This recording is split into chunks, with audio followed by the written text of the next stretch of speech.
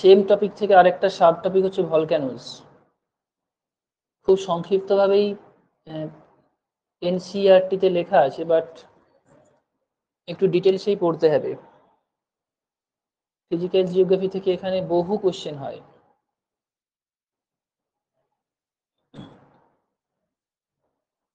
এখানে concept, types, landform, distribution, even এগুলো বাদেও আরও বেশ কিছু সাপোর্টিভ কনসেপ্ট ভলক্যানোস থেকে দেখতে হবে। অনেকেই নতুন আছো, ক্লাস চলাকালীন পার্টিকুলার যে জায়গাগুলোকে নোট ডাউন করতে বলা হবে অবশ্যই সেগুলোকে নোট ডাউন করবে। আরও যদি নতুন কিছু ইনফরমেশান বা কনসেপ্ট মনে হয় যেটা জানা নেই, অবশ্যই নোট ডাউন করবে। একটা নোট ডাউনের খাতা অবশ্যই থাকবে প্রত্যেক ক্লাস থেকে, কারণ সব মিলিয়ে ধরো যা ক্লাস হবে এর যে মেটেরিয়াল তোমাদের পাঠানো হবে মানে প্রিন্টেড বই, সেখানে সবটা এমন নয় তুমি পড়ে এক্সাম দিতে যেতে পারবে বা সবটা মাথায় নিয়ে দিতে যেতে পারবে। তো নিজের খাতায় নোট ডাউন থাকা খুবই জরুরি। ইভেন টেস্ট দেওয়ার পরেও মাস্ট বলেছিলাম যেগুলো ভুল হয়ে যাচ্ছে না, সেই ভুল হয়ে যাওয়া কোশ্চেনগুলোকে দ্বিতীয়বার দেখতে হবে, কোথায় ভুল হলো, সেটা পড়ানো হয়েছিল কি হয়নি। আরও এটাও বলেছিলাম যে এনসিইআরটির বই থেকে কোশ্চেন হলেও সব কোশ্চেন কিন্তু এনসিইআরটির বই থেকে হয় না, এটা বেস বা এটা সিলেবাস। তোমাকে গ্র্যাজুয়েশন লেভেলের যে বই, ইংরেজি বই, সেগুলোকে কিন্তু ফলো করতে হবে। সেম ইনফরমেশন এনসিইআরটি থেকে অবশ্যই নেবে, কিন্তু আরও অনেকটা ডিটেলস। ইভেন এই লেভেলে ধরো যে পিজিটি লেভেল না, এখানে মাস্টার্স লেভেল এক্সাম হয়, তো মাস্টার্স লেভেল থেকেও কোশ্চেন থাকবে, থট থেকেও কোশ্চেন থাকবে, যেগুলো এনসিইআরটিতে কোনোদিন ছিল না, খেয়াল রাখবে। আর যেগুলো বলা হচ্ছে অ্যাটলিস্ট টাইম মেনটেন করো, অনেকেই মেনটেন করছে, অনেকেই করতে পারছে না। মাস্ট মেনটেন করার চেষ্টা করো। ওখান থেকে যদি সরে যাও না, তার মানে ধরে নেবে কোয়ালিফাই থেকেও সরে যাচ্ছ ধীরে ধীরে। যে কোনো প্রকারে যতই কাজের চাপ থাক, টিউশন থাক, স্কুল থাক, এটা মেনটেন করতে হবে। আর অকারণে ক্লাস বন্ধ করবে না, অ্যাটলিস্ট মিনিমাম রেসপন্সিবিলিটি তো মেনটেন করো। মানে ক্লাস ধরো যখন করতে পারছো না সেটাও জানাতে। অনেকে নতুন আসো সেটা জানো না, বলে দিয়েছি, কিন্তু এটা এখানে সিস্টেম যে তুমি ধরো ক্লাস না করতে পারলেও তোমাকে সেটা জানাতে হবে যে এই দিনটা আমি এই কারণে ক্লাসটা করতে পারলাম না। ইভেন না করতে পারলেও সেটা রেকর্ড দেখতে হবে। দেখি ক্লাসেও নেই, 5-6 দিন হয়ে গেছে, রেকর্ডও দেখা হয়নি, টেস্টও দেওয়া হয়নি, এতটা ইরেসপন্সিবল হলে মানে এক্সামের জন্য প্রিপেয়ার করা যাবে না। ক্রমাগত ব্যর্থতার মুখ দেখবে। ভালো স্কোরের জন্য ভালো মেহনত করতে হয়। যেগুলো বলা হচ্ছে অ্যাটলিস্ট সেগুলো টাইম টু টাইম মেনটেন করো, ন্যূনতম। এগুলো বাদেও অনেক পড়াশোনা করতে হয়।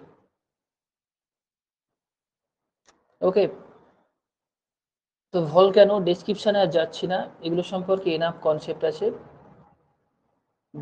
আর্থ সারফেসের উপরে পার্টিকুলার কিছু প্লেস যেখান থেকে মেটেরিয়াল ইজেক্টেড হয়।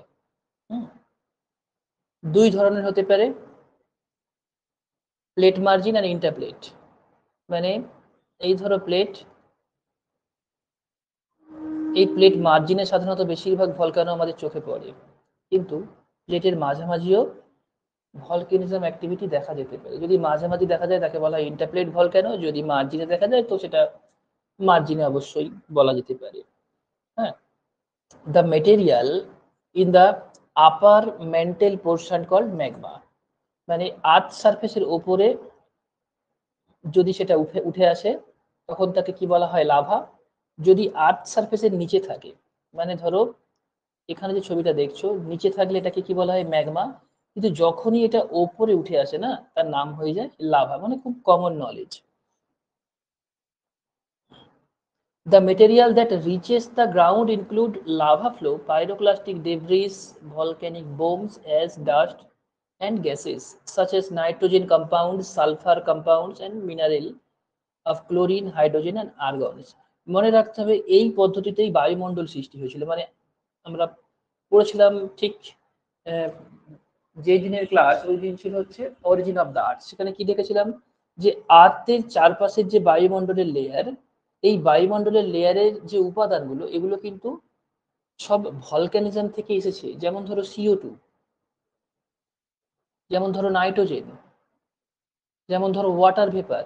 এগুলোর সোর্স কি, মানে এগুলোর প্রাইমারি সোর্স, মানে এগুলো আসলো কোথা থেকে, এগুলো আসলো আমাদের ইন্টেরিয়ার অফ দ্য আর্থ থেকে, মানে ডিগ্যাসিং যে প্রসেস বলেছিলাম না, অ্যান্ড কন্ট্রাকশন, সেই ডিগ্যাসিং এবং কন্ট্রাকশন পদ্ধতিতে ক্রমাগত রিলিজ হতে হতে হতে হতে এরকম একটা আর্থ সারফেসের চারপাশে বায়ুমণ্ডলের লেয়ার ডেভেলপ করেছে। At present, the magma and lava is classified according to chemicals and mineral present in it. আজকের দিনে লাভা ম্যাগমাকে তার মধ্যে কেমিক্যাল, বেসিক্যালি কিসের উপর ডিপেন্ড করে ক্লাসিফিকেশন করা হয়? Silica composition. বেসিক্যালি সিলিকা কম্পোজিশনের উপর ডিপেন্ড করে লাভা এবং ম্যাগমা তাদের ক্লাসিফিকেশন করা হয়। যদিও শুধু সিলিকা কম্পোজিশন না, এর সাথে এফি মানে লোহাও থাকে, কিন্তু বেস হচ্ছে সিলিকা। সিলিকার উপর ভিত্তি করে লাভা বা ম্যাগমার ক্লাসিফিকেশন করা হয়। The mineral are further classified into dark and light colors. Even এই মিনারেলস এর যে কম্পোজিশন তার উপর ভিত্তি করে ম্যাগমা বা লাভা ডার্ক হতে পারে, লাইট হতে পারে। এটা সম্পর্কে আমি আগের দিন বলেছিলাম। যদি ডার্ক কালার হয়, আর যদি লাইট কালার হয়, সেই অনুযায়ী নাম আছে। যদি কালার লাইট হয় তাকে বলা হয় ফেলসিক, যদি কালার ডার্ক হয় তাকে বলা হয় ম্যাফিক। দুটো গ্রুপ হয়। ম্যাফিক গ্রুপ মানে এটা হচ্ছে ব্যাসাল্টকে বোঝাচ্ছে। ম্যাফিক গ্রুপ মানে basalt group of lava. Felsic means granite, এটা গ্রানাইট গ্রুপ অফ লাভাস। তো গ্রানাইটের কম্পোজিশন কি? Quartz, feldspar, hornblende and mica. Granite এর কম্পোজিশন যদি দেখি, চারটে মেজর এলিমেন্ট দিয়ে তৈরি। এগুলো বাদেও আরো অনেক এলিমেন্ট আছে, চারটে মেজর এলিমেন্ট আছে: কোয়ার্জ, ফেল্ডস্পার, হর্নব্লেড অ্যান্ড মাইকা। একইভাবে যদি ম্যাফিক মানে ব্যাসাল্টের কম্পোজিশন দেখি, এর মধ্যে ম্যাগনেসিয়াম, এছাড়া পাইরক্সিন, অ্যাম্ফিবোলাইট, অলিভিন এগুলো দেখা যায়। আরো একটা কোশ্চেন আছে, which of the following minerals are common in the any kind of rocks found in the surface of the earth. মানে পৃথিবীর উপরের যে রকস গুলো দেখা যায় আর্থ সারফেসে বা ইন্টেরিয়ারে হতে পারে, তাদের মধ্যে কোন এলিমেন্ট সবচেয়ে বেশি বা খুব কমন এলিমেন্ট, বেশি পার্সেন্টেজে থাকে বা বেশি পরিমাণে থাকে? কি অ্যান্সার হবে? পৃথিবীর যে কোনো রক্সের মধ্যে কোন এলিমেন্ট সবচেয়ে কমন? এলিমেন্ট মানে মিনারেলস, মিনারেলস দিয়ে তো রক্স তৈরি হয় না। কি অ্যান্সার হবে?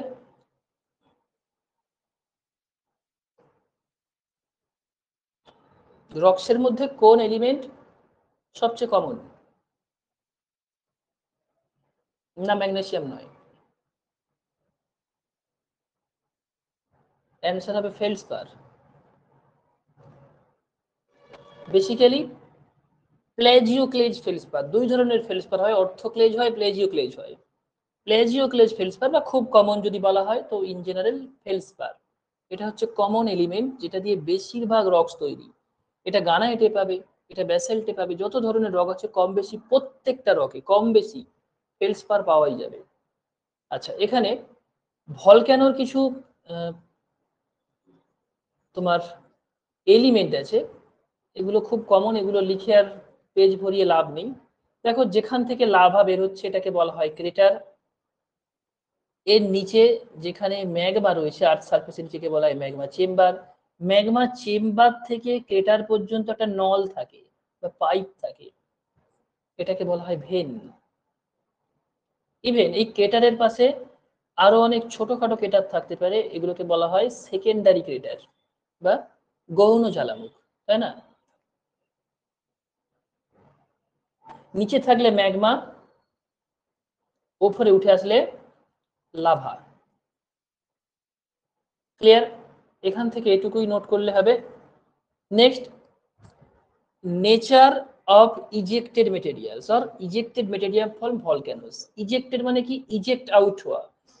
নিচের যে ম্যাগমা, আমরা যে ম্যাগমা কথা বলি না এখন, এই ম্যাগমা এটা কি শুধুই একটা এলিমেন্ট? এটা কম্পোজিশন অফ এলিমেন্ট, অনেক কম্পোজিশন নিয়ে ম্যাগমা তৈরি হয়। ইভেন বেরিয়ে আসার ধরন অনুসারে বিভিন্ন আকৃতির ম্যাটার জেনারেট হয় এবং তাদের সাইজ অনুসারে আমরা তাদের নামকরণ করে থাকি। খুব সহজে যদি দেখি, একদম বাচ্চাদের মতো জেনারেল স্টাডিজ, তাহলে ওই ম্যাগমা বা বেরিয়ে আসা মেটেরিয়াল সাধারণত তিন ধরনের হতে পারে, গ্যাসিয়াস হতে পারে, লিকুইড হতে পারে, সলিড হতে পারে। নোট ডাউন করবে, steam and vapor constitute the 60 to 90% of the total gas, where carbon dioxide is the major gas among the gas ejected from volcanoes. মানে যে ধরনের গ্যাসিয়াস এলিমেন্ট বের হয় তার 60 থেকে 90%ই ভেপার টাইপ বা টোটাল গ্যাস থাকে, এবং তার মধ্যে সবচেয়ে কমন হচ্ছে কার্বন ডাইঅক্সাইড, CO2। যদি CO2 ইজেক্টেড হয় তাকে বলা হয় মফিটিস। এগুলো থেকে ম্যাচিং আসে, এখান থেকে যে কোশ্চেন হবে সেটা হচ্ছে matching. If CO2 ejected from volcano, that's called mophitis. If boric acid ejected, called saphioli. If sulfur ejected, called sulfatra. And behind left the water vapor, called fumaroles. যদি ওয়াটার ভেপার বেরিয়ে আসে তাকে বলা হয় ফিউমারোলস। এই চারটে নাম মনে রাখতেই হবে। নেক্সট, লিকুইড সাবস্টেন্সের মধ্যে কি রয়েছে? Liquid substance means substances classify according to percentage of silica,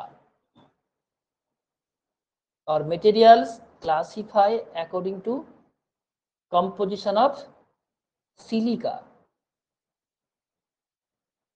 এটা সিলিকা কম্পোজিশনের উপর ভিত্তি করে ক্লাসিফাই করা হয়। যদি 65%-এর বেশি সিলিকা থাকে, মানে যে লাভা উঠে আসছে বা ম্যাগমা উঠে আসছে, যদি সেখানে 65% সিলিকা থাকে তাকে বলা হয় ফেলসিক লাভা।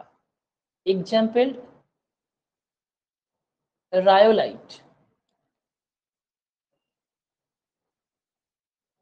সাথে অবশ্যই এক্সাম্পল গুলো দেখবে রায়োলাইট।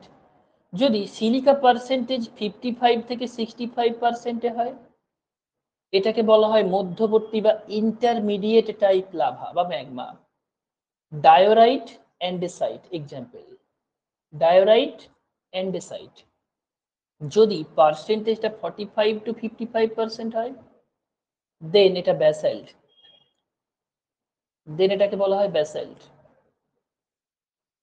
যদি বিলো 45% হয় সিলিকা কম্পোজিশন বা কন্টেন্ট, তাকে বলা হয় পেরিডোটাইট, সার্পেন্টাইন, এক্লোজাইট। এগুলো সবই আল্ট্রাম্যাফিক টাইপ রক। তাহলে felsic lava 65%, intermediate 55, mafic 45 to 55, and below 55 ultramafic, called peridotite, serpentine. তাহলে এখানে ধরো তোমার টাইপস বা ক্যাটাগরি অফ লাভা, আর তার পাশাপাশি এক্সাম্পল দিয়ে দিল, ম্যাচ করতে হবে। এখান থেকেও ম্যাচিং আসতে পারে, ডিরেক্ট কোশ্চেনও হয়। তো ম্যাচ করতে দিলে তোমাকে খুঁজে ম্যাচ করতে হবে যে ফেলসিক মানে গ্রানাইট হতে পারে, রায়োলাইট হতে পারে। ইন্টারমিডিয়েট মানে মধ্যবর্তী মানে কি অ্যান্ডেসাইট, ডায়োরাইট। ম্যাফিক মানে অবশ্যই ব্যাসাল্ট। আল্ট্রাম্যাফিক মানে পেরিডোটাইট, সার্পেন্টাইন, এক্লোজাইট। ইভেন লাভার যে ফ্লুইডিটির উপর ডিপেন্ড করে দুই ধরনের লাভা দেখা যায়, পা হয়ে হয়ে লাভা অ্যান্ড আ লাভা। পা হয়ে হয়ে লাভা সাধারণত বেশি দূর স্প্রেড করতে পারে, অনেক দূর স্প্রেড হয়। থিন সিট মানে এটা অনেকটা পাতলা হয়, এই লাভাটা পাতলা হয়, একে রোপি লাভা বলা হয়, অনেক দূর স্প্রেড করে। আর তুলনামূলকভাবে ভিসকিয়াস লাভা মানে যেটা খুব সান্দ্র আঠালো টাইপের, খেজুরের রসের মতো একটু ঘন টাইপের, এটা বেশি দূর যেতে পারে না। তাই ভলক্যানোসের আশেপাশে জমে এটা কি করে, ওই ভলক্যানোর উচ্চতা বাড়তে থাকে। কম্পোজিট কোন দেখেছো? সেই কম্পোজিট টাইপ যে কোন, এই ধরনের লাভাতে অনেক ক্ষেত্রে জেনারেট হয়, এটাকে বলা হয় আ লাভা। এই আ লাভার একটা টাইপস হচ্ছে পিলো লাভা। পিলো কথার অর্থ হচ্ছে বালিশ, মানে যে বালিশে রাতে শুয়ে ঘুমানো হয়। এখন পিলো লাভা তখনই জেনারেট হয় যদি ওশান সারফেসের নিচে এই আ লাভার এক্সট্রুশন দেখা যায়। সেটা স্টিল ধরো ফ্লুইড কন্টেন্টে থাকে, কিন্তু হঠাৎ করে সেটা সলিড হয়ে যায়। হ্যাঁ, এবং সি ফ্লোরে যে ধরনের এরকম ঠিক নুড়ির মতো, বড় নুড়ির মতো বা বালিশের মতো দেখতে আকৃতির এরকম ভলক্যানিক ল্যান্ডফর্ম তৈরি করে বা ভলক্যানিক রক্স তৈরি করে, সেটা হচ্ছে পিলো লাভা। তাহলে লাভা যদি সমুদ্রের নিচের ইন্ট্রুশন দেখা যায়, সেটা হচ্ছে পিলো লাভা। নেক্সট আরো কিছু কোশ্চেন এখান থেকে আসে।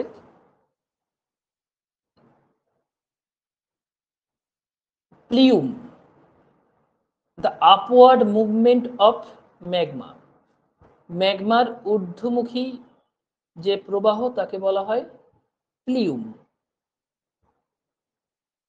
যদি কঠিন শিলাস্তরকে ভেদ করে, ধরো কঠিন শিলাস্তর না, সেই কঠিন শিলাস্তরকে ভেদ করে ম্যাগমা ওপরের দিকে উঠতে থাকে, তাকে বলা হয় ম্যাগমা স্টপিং বা ইনজেকশন। কঠিন শিলাস্তর যখন ভেদ করে ওপরে ওঠে, তাকে বলা হয় ম্যাগমা স্টপিং বা injection. Next, types of magma based on silica content. Basically এটা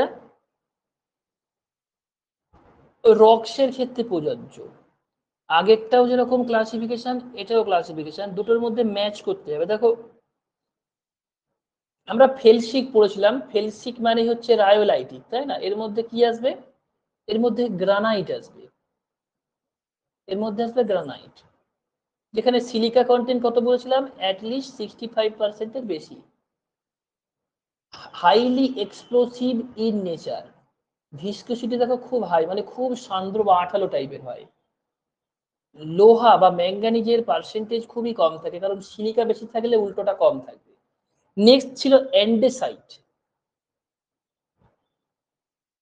নেক্সট ছিল অ্যান্ডেসাইট। দেখো এখানে ছিল কি ইন্টারমিডিয়েট, এই ইন্টারমিডিয়েটই হচ্ছে এখানে অ্যান্ডেসাইট টাইপ লাভা। অ্যান্ডেসাইটের মধ্যে যেটা পাবো, এখানে পার্সেন্টেজ 60% রয়েছে। আমরা দেখেছিলাম এটা 55 থেকে 65, অ্যারাউন্ড 60 দিয়েছি, মানে সেই পার্সেন্টেজই আসছে। দেখো টেম্পারেচার কিন্তু অ্যান্ডেসাইটিক মানে একটু পাতলা ধরনের যে লাভাটা, দেখো এর ভিসকাসিটি হচ্ছে মিডিয়াম, একটু পাতলা ধরনের, সেখানে কিন্তু বেশি। এটাও যথেষ্ট এক্সপ্লোসিভ, কিন্তু সবচেয়ে এক্সপ্লোসিভ হয় যেখান থেকে গ্রানাইট বা রায়োলাইটিক রক্স তৈরি হয়, সেটা হচ্ছে ফেলসিক টাইপ। এরপর আসবে ম্যাফিক বা ব্যাসাল্টিক type.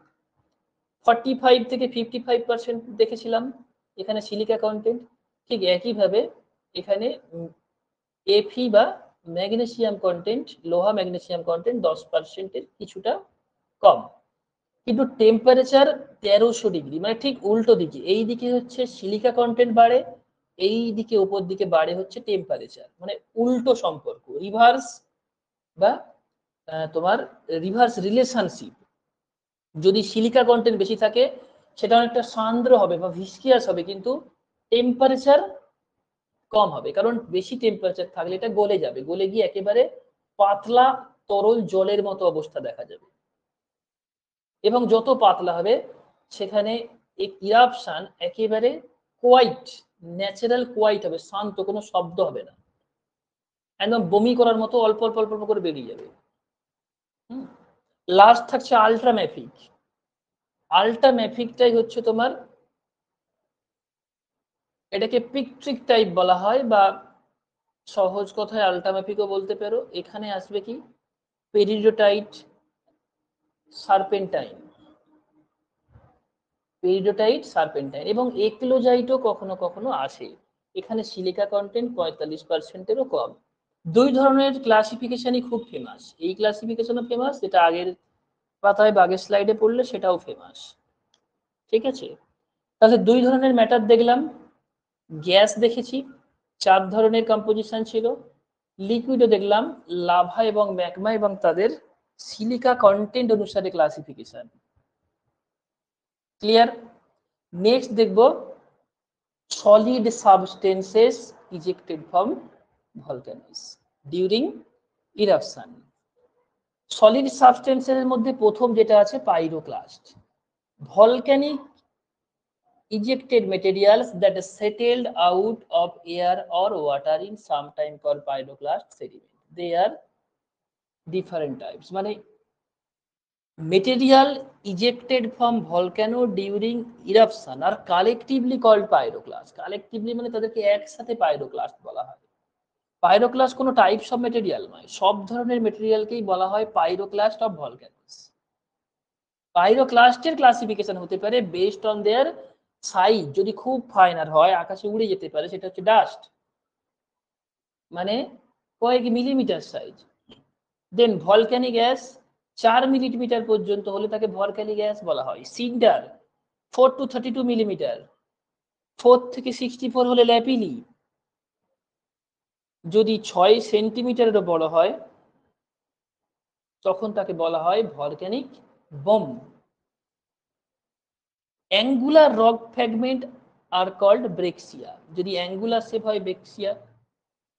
Essential material included consolidate form of lava, মানে মেটেরিয়াল ইজেক্টেড হয়েছে, জমা পড়েছে, কিছু কিছু রক ফ্র্যাগমেন্ট আছে, কিছু কিছু লাভা এর মধ্যে গুজে গিয়ে সেই দেখতে যেমন বাড়ি দেখবে যখন কনস্ট্রাকশনের কাজ হয় না, সিমেন্ট বালি জমে গিয়েছে কংগ্লোমারেট টাইপের একটা কনস্ট্রাকশন দেখা যায়, ওই ধরনের যখন কনস্ট্রাকশন হয়ে যাবে সেটা হচ্ছে টেফরা কনসলিডেট মেটেরিয়াল। তুফ কি?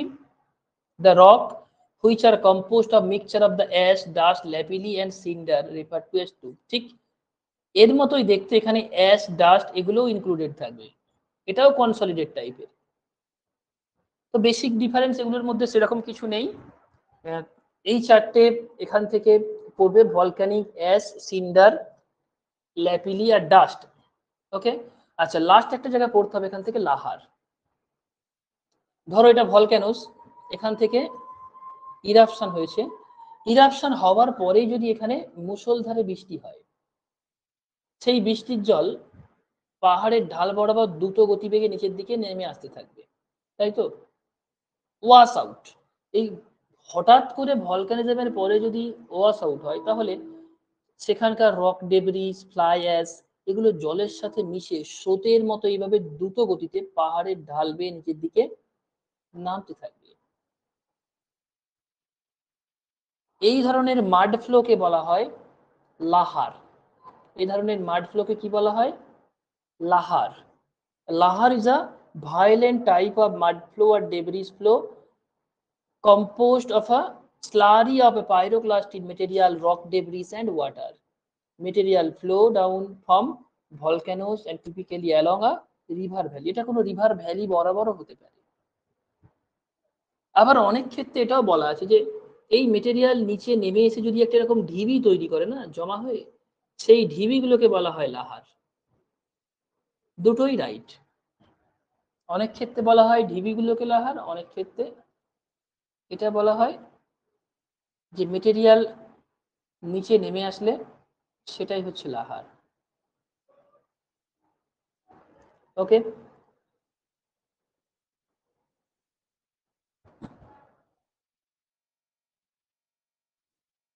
Next active volcanoes.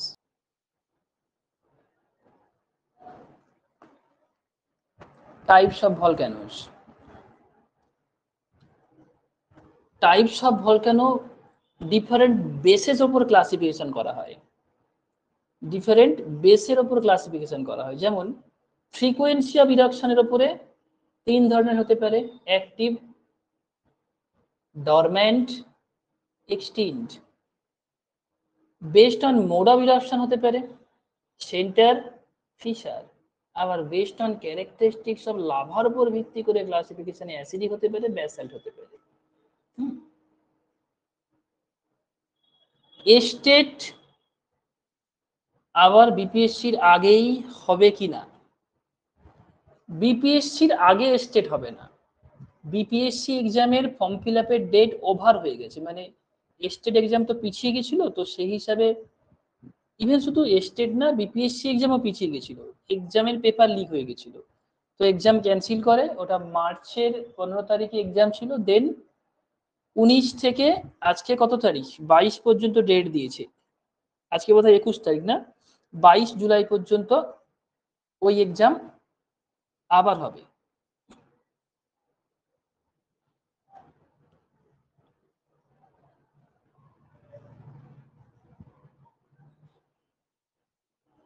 দাঁড়া, অনেকে জয়েন হতে পারছে না বলছে।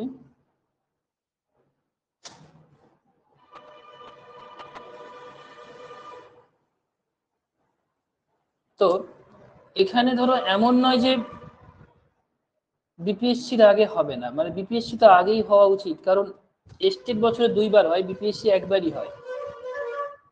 বিপিএসসি ডেট জেনারেলি থাকে হচ্ছে তোমার আগস্ট থেকে সেপ্টেম্বর মাসের মধ্যে, আর নেক্সট মানে স্টেট 2 যেটা হয় সেটা সেপ্টেম্বরের শেষ দিকে থাকে। তো এখন কোনোটাই হবে না। বিপিএসসি ধরো নোটিফিকেশন আসবে মিনিমাম 1.5 মাস পরে, জুলাই নোটিফিকেশন এসে যাওয়ার কথা, ওটা আসবে সেপ্টেম্বরে, কারণ ওদের ওই রিজার্ভেশন ক্যাটাগরিটা নিয়ে এখনো রায়দান হয়নি। ইভেন স্টেটটা আসবে, এই তো ধরো এখনো স্টেটের রেজাল্ট দেয়নি, এই মাসের শেষ দিকে হচ্ছে পেপার 1 এর রেজাল্ট দেবে, আর আগস্ট মাসের প্রথম সপ্তাহে পেপার 2 রেজাল্ট আসবে। তো স্টেটের নতুন ফর্ম ফিল আপ শুরু হতে ধরো আগস্ট তো সেপ্টেম্বরের শেষ দিক বা অক্টোবরের শুরু হতে পারে, দেন এক্সাম নভেম্বরের শেষ দিকে বা ডিসেম্বরের শুরুতে হবে। এই বছরে অবশ্যই হবে, 2-1 মাস করে পিছিয়ে যাবে, তার আগে এনভিএস পেয়ে যাবে, তার আগে এনভিএস এবং ইএমআরএস এর নোটিফিকেশন পেয়ে যাবে।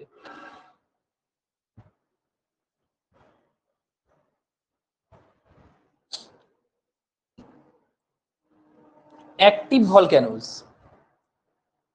the volcanoes which continue to erupt periodically called active volcanoes, মানে এখান থেকে অনবরত লাভা বের হয়।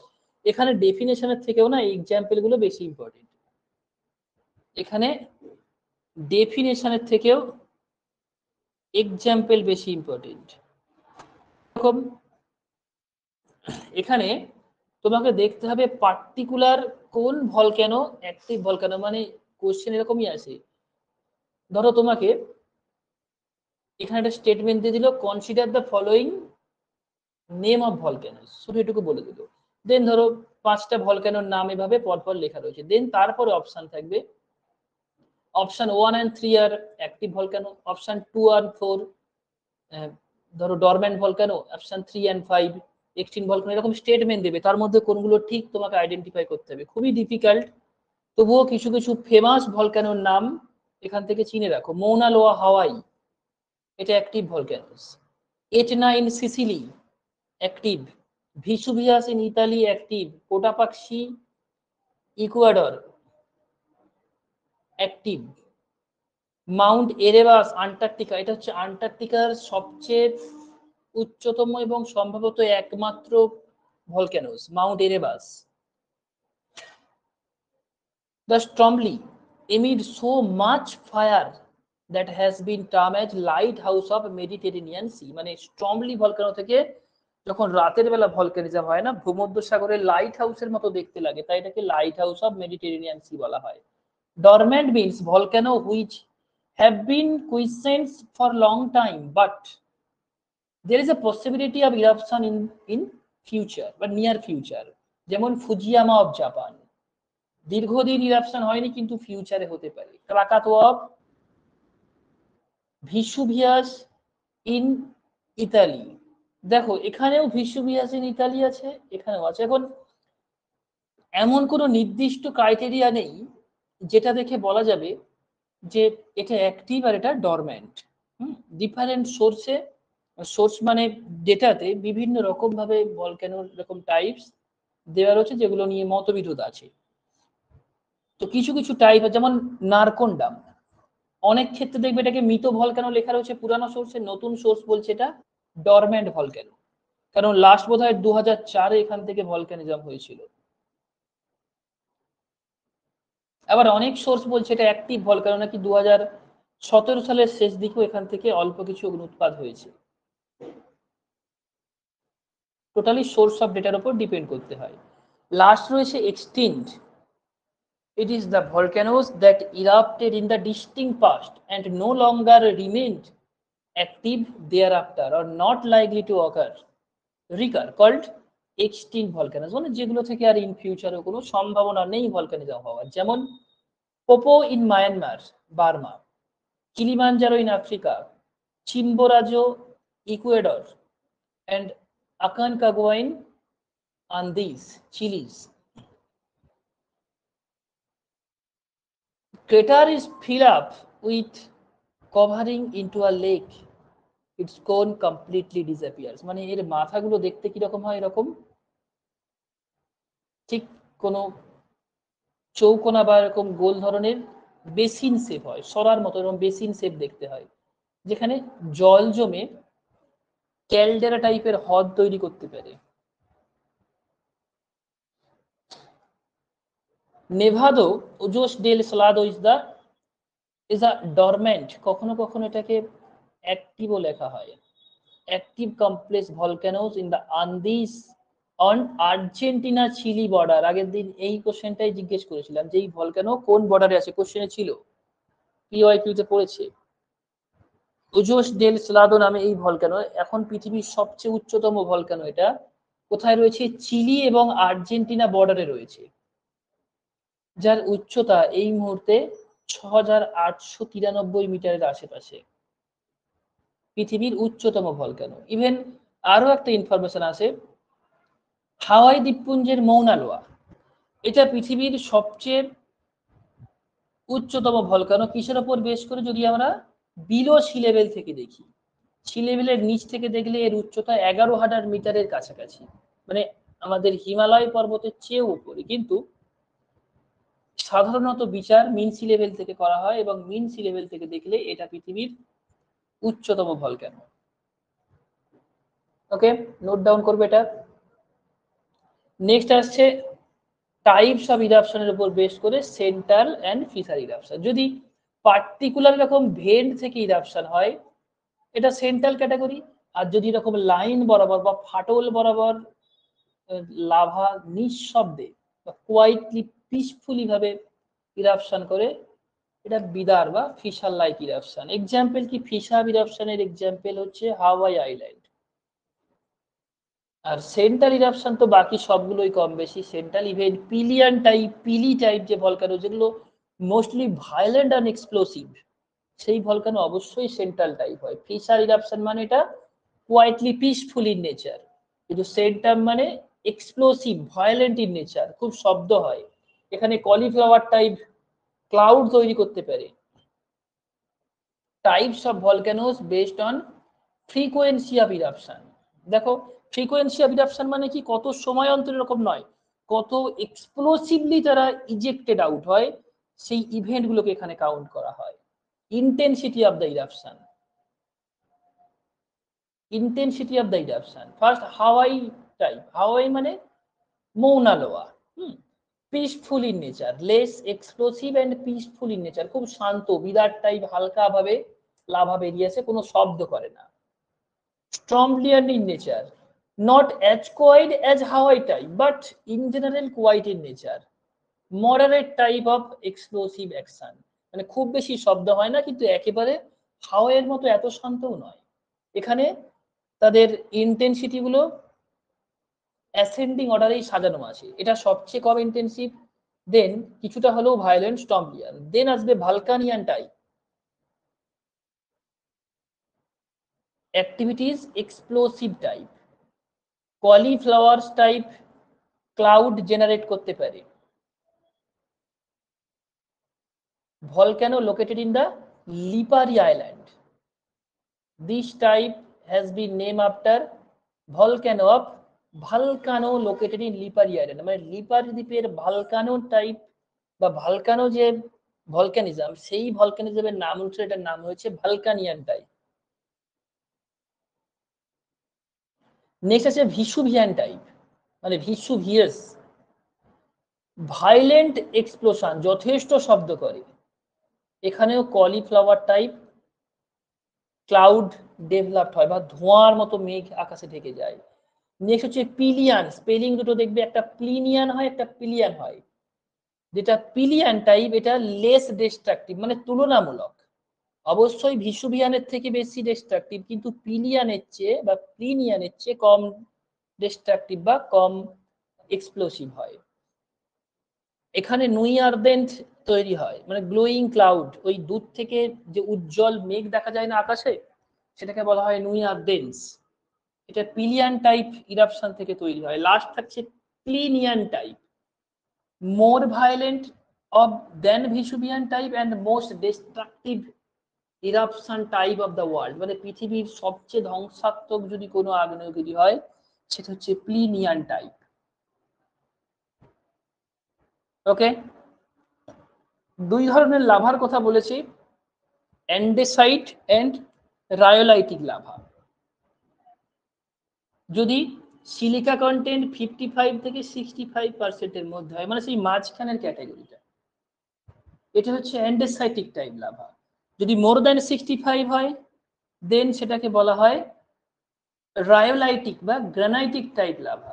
তো অ্যান্ডেসাইটিক এখানে হুইচ বিটুইন ব্যাসাল্ট অ্যান্ড রায়োলাইটিক, ওপরে থাকে রায়োলাইটিক, নিচে 45 থেকে 55%, মানে 45 টু 55, এটা হচ্ছে ব্যাসাল্ট টাইপ। এদের মাঝে আছে andesite. Andesite lava has a temperature range about 1000 degree centigrade. It is also high in potassium and sodium but low in iron, magnesium and calcium. Andesite is named after Andes mountain range where is found in abundance. এই ধরনের lava কোথায় দেখা যায়? দক্ষিণ আমেরিকার পশ্চিম দিকে যে Andes mountain range রয়েছে, যেটা আমি আগের দিন বলেছিলাম না, অ্যান্ডেসাইট লাইন শুধু দক্ষিণ আমেরিকা নয়, প্যাসিফিক ওশানের যে বাউন্ডারি রয়েছে, এই প্যাসিফিক ওশানের বাউন্ডারি কাকে সেপারেট করেছে? সেপারেট করেছে কন্টিনেন্টাল এবং ওশানিক প্লেটকে বা ল্যান্ডমাসকে।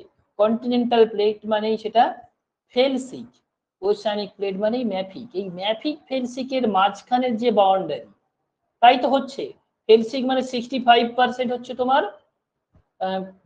সিলিকা কন্টেন্ট, ম্যাফিক মানে 45 টু 55 সিলিকা কন্টেন্ট, আর এর মাঝামাঝি টাইপ যে ম্যাগমা, সেই ম্যাগমাই হচ্ছে অ্যান্ডেসাইটিক।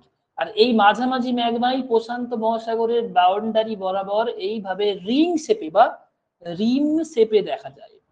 স্পেলিংটা RIM ও লেখা হয়, রিম শেপে দেখা যায়। এই ধরনের ভলকানিজমই হচ্ছে অ্যান্ডেসাইট ভলকানিজম। এই এবং এই লাইনটাকে কি বলেছিলাম? অ্যান্ডেসাইট লাইন,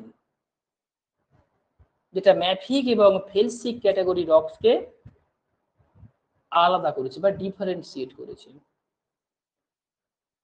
ওকে, নেক্সট ছবি আসবে, সেখানে আরো ক্লিয়ারলি দেখা যাবে। Rhyolitic type lava, silica content more than 65%, temperature relatively low. এখানে সোডিয়াম, পটাশিয়াম এগুলো যথেষ্ট বেশি থাকে, কিন্তু আয়রন, ম্যাগনেসিয়াম, ক্যালসিয়াম এগুলো কম থাকে। Lava is more sluggish and viscous and moves slowly than basaltic one. Basaltic এর চেয়ে ধীরে মুভ করে। কোথায় দেখা যায়? Papua New Guinea, Alaska, Chile, Yellowstone, Indonesia. Even এই ধরনের ভলকানিজম রায়োলাইটিক লাভা, এটা প্লেট মার্জিনের থেকে কোথায় দেখা যায়?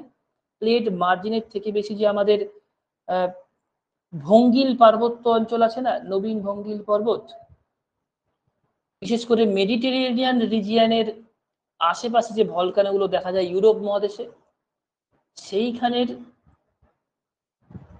যে লাভা টাইপ বা ম্যাগমা টাইপ কিছুটা এই ধরনের। ইভেন আলাস্কা, ক্যালিফোর্নিয়া তো আছেই, কানাডা, ইউএসএ, দেন পাপুয়া নিউগিনি, ইভেন আমাদের ইন্দোনেশিয়া বা ইউলোস্টোন, এখানে রায়োলাইটিক টাইপ ইরাপশন দেখা যায়। বেশি ডিটেলস যাবার দরকার নেই, কারণ এনসিআরটি খুব শর্ট করে লিখেছি। আগে যেগুলো বললাম এগুলোও এনসিআরটি লেখেনি। ন্যূনতম এগুলো ইরাপশন সম্পর্কে বা ভলকানিজম পড়তে গেলে জানা দরকার, বেসিক নলেজ। দেন আসবো ইন্ট্রুসিভ টাইপ অফ ল্যান্ডফর্ম, এগুলো প্রত্যেকটাই লেখা আছে, ভালো করে একদম চোখগুলো বড় বড় করে দেখো। ইন্ট্রুসিভ ল্যান্ডফর্মের কনসেপ্ট হচ্ছে সিল। এখন এইগুলোকে কি সিল বলা যায়? ছবিতে যেটা দেখছো এগুলোকে কি সিল বলা যায়? আমরা জানি এটা হরাইজন্টাল বডিজ হলে তবেই সিল হবে, তাই তো? এগুলো সিল বলা যায়, ইয়েস অর নো?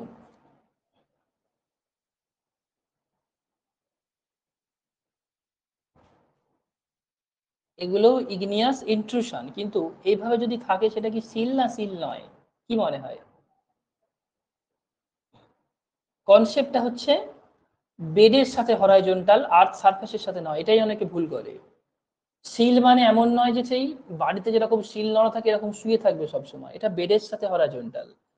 এই স্ট্রাকচারটার নাম কি বলতো? যে স্ট্রাকচারটা এখানে দেখছো, আর্থ আর্থ না সরি ইন্টেরিয়ার আর্থের এই স্ট্রাকচারটা কি ধরনের? 5 ধরনের আমাদের স্ট্রাকচার হয় তো, ফোল্ডেড, ফল্টেড, দেন ইউনিক্লাইনাল, ডোমাল অ্যান্ড হরাইজন্টাল। এটা কোন ধরনের স্ট্রাকচার বলতো? যে স্ট্রাকচারটা এখানে দেখছো, এটা ইউনিক্লাইনাল টাইপের স্ট্রাকচার।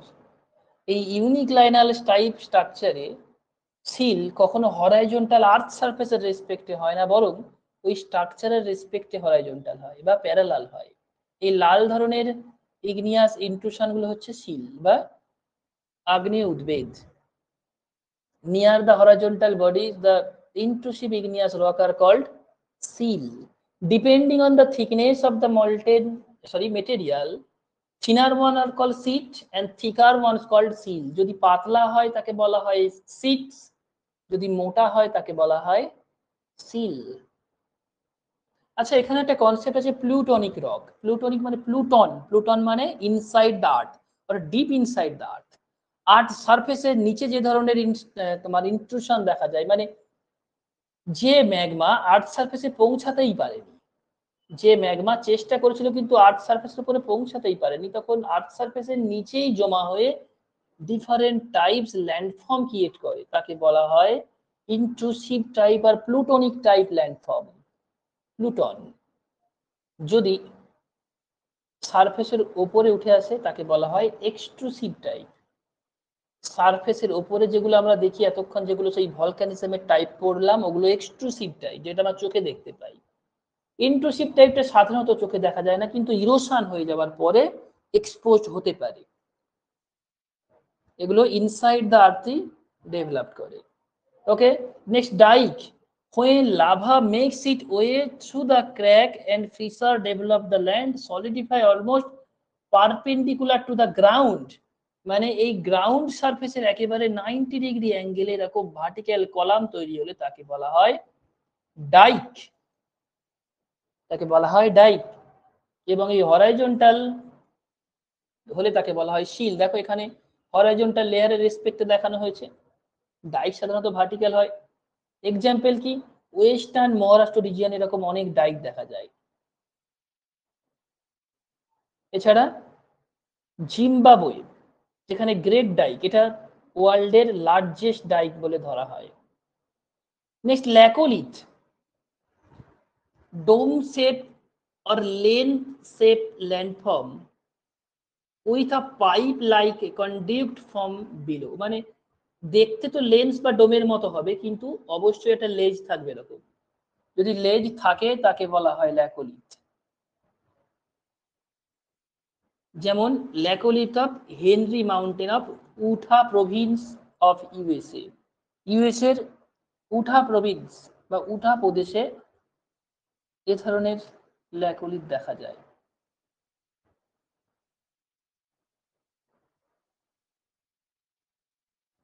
ব্যাথোলিথ কি?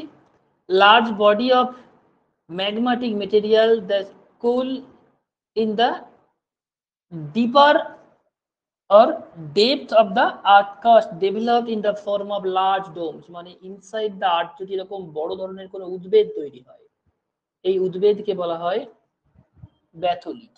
ইন্ট্রুসিভ ল্যান্ডফর্মের মধ্যে সবচেয়ে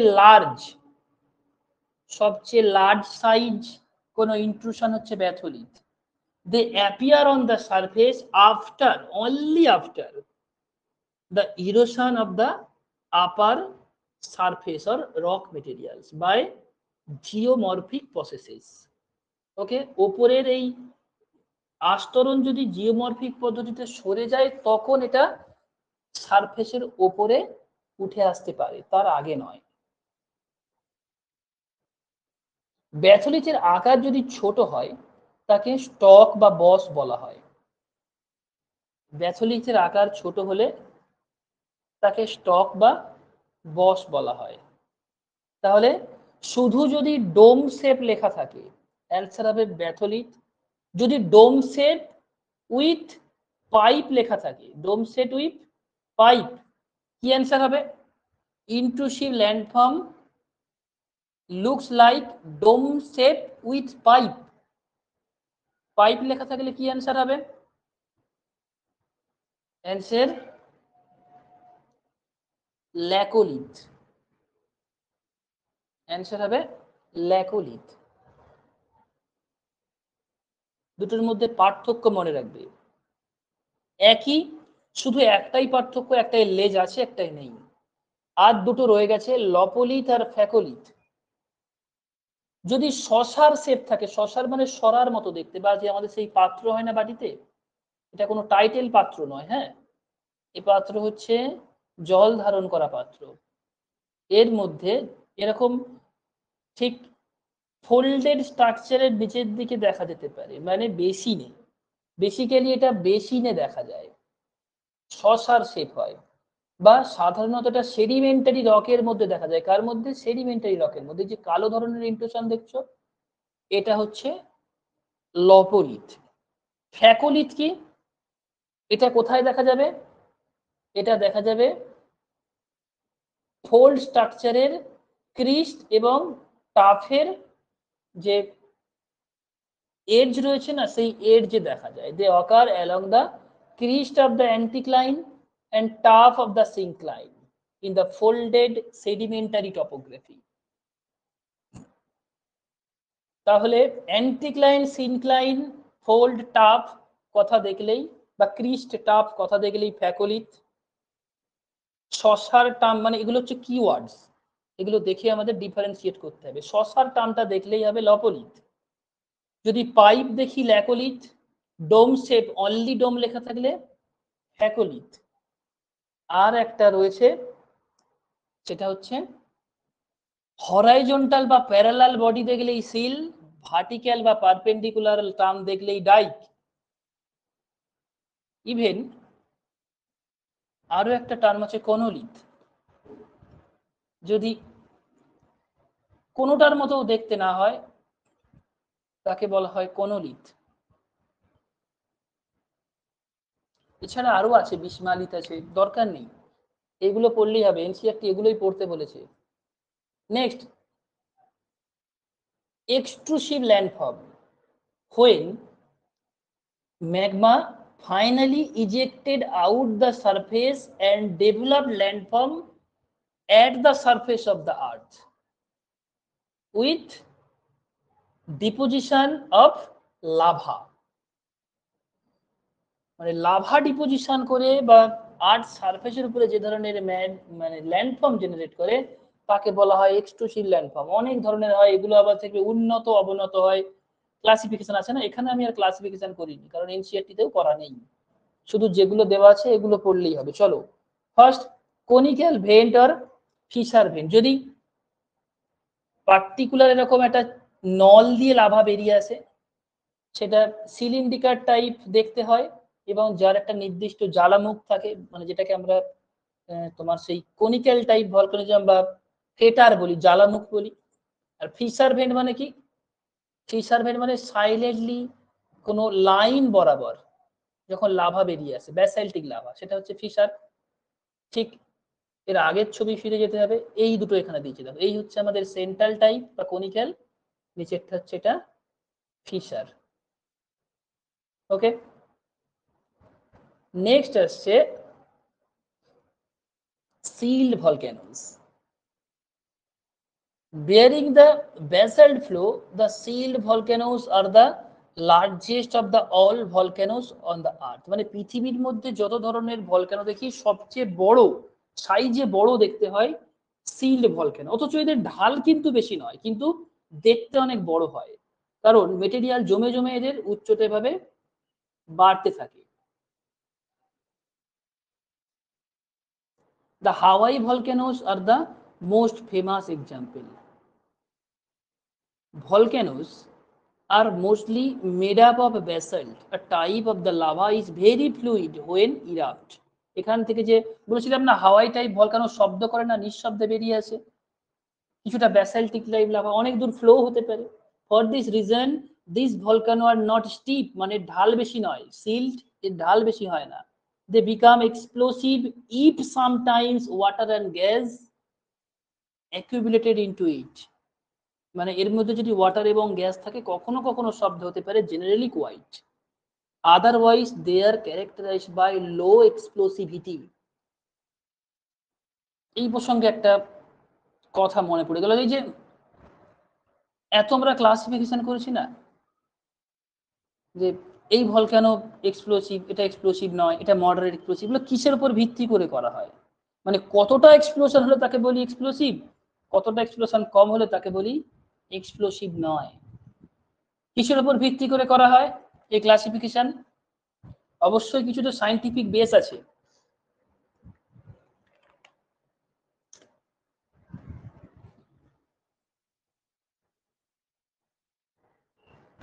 ভিইআই ফুল ফর্ম কি?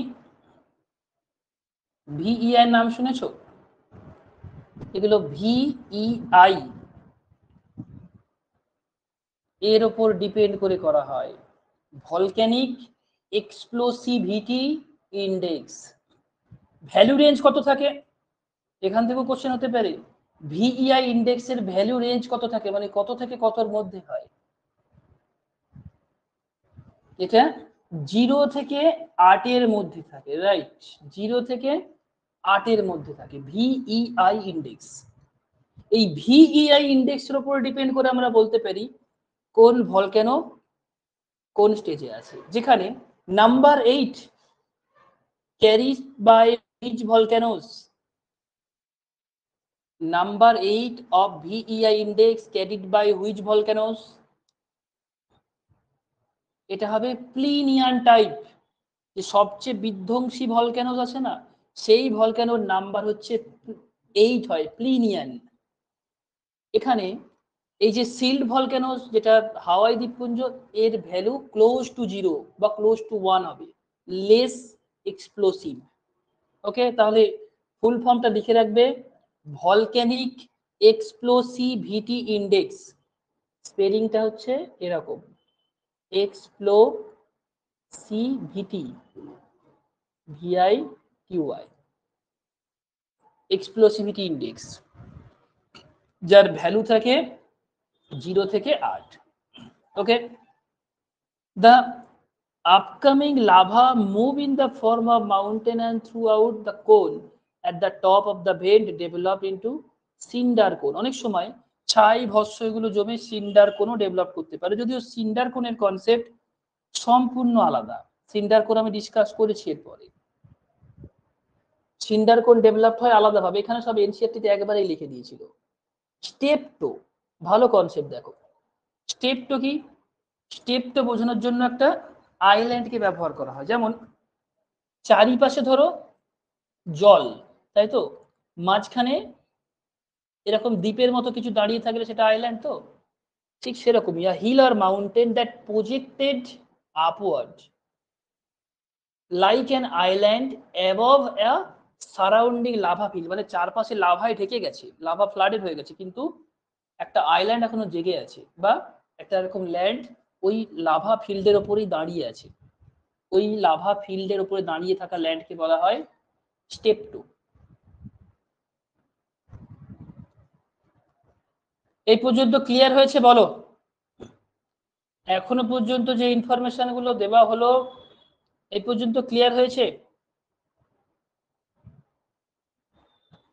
যদি কোথাও ডাউট থাকে বলো, বা যদি দ্বিতীয়বার বলতে লাগে তো কনফার্ম করো। তাহলে খুব ভালো করে পার্থক্যগুলো বোঝো, কোশ্চেন কিন্তু এই জায়গা থেকে হতে পারে।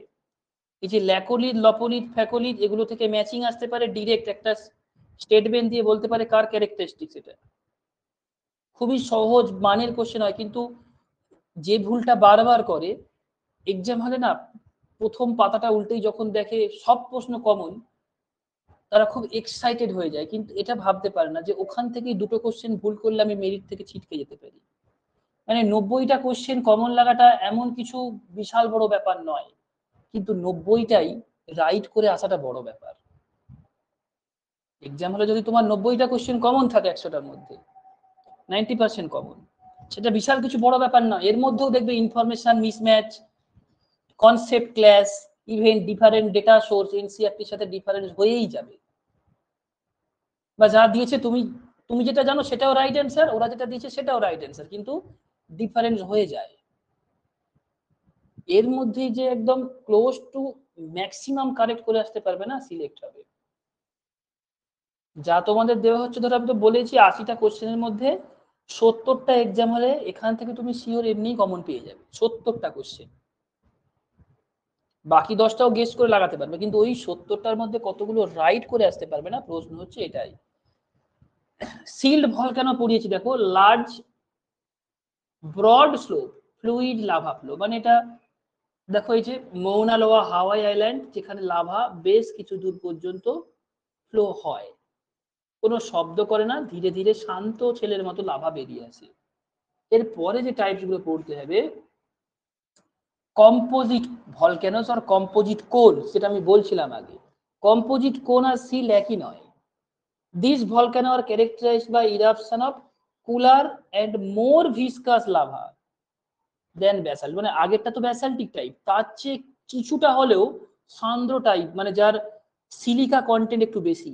This volcano are often result in explosive eruption, even এখানে কিছুটা হলেও শব্দ হয়। কেন শব্দ হয়? যখন ভলকানিজম হয়ে গেল না, নিচ থেকে উঠে আসা লাভা এই ভেন বা জ্বালামুখের মধ্যে প্লাগ হয়ে যায়, প্লাগ মানে এরকম জমাটবদ্ধ হয়ে যায়। এবার নিচের ক্রমাগত প্রেসারে কি হয়, এটা ভেঙে বাইরে বেরিয়ে আসে, আর ওই ভেঙে বাইরে বেরিয়ে আসা ম্যাটারগুলোকে বলা হয় পাইরোক্লাস্ট। যদি জ্বলন্ত অবস্থায় দূরে গিয়ে পড়ে তাকে বলা হয় ইগনিমব্রাইট। ওই জ্বলন্ত পিণ্ডগুলোকে বলা হয় ইগনিমব্রাইট, যদি ঠান্ডা হয়ে যায় pyroclast. Okay,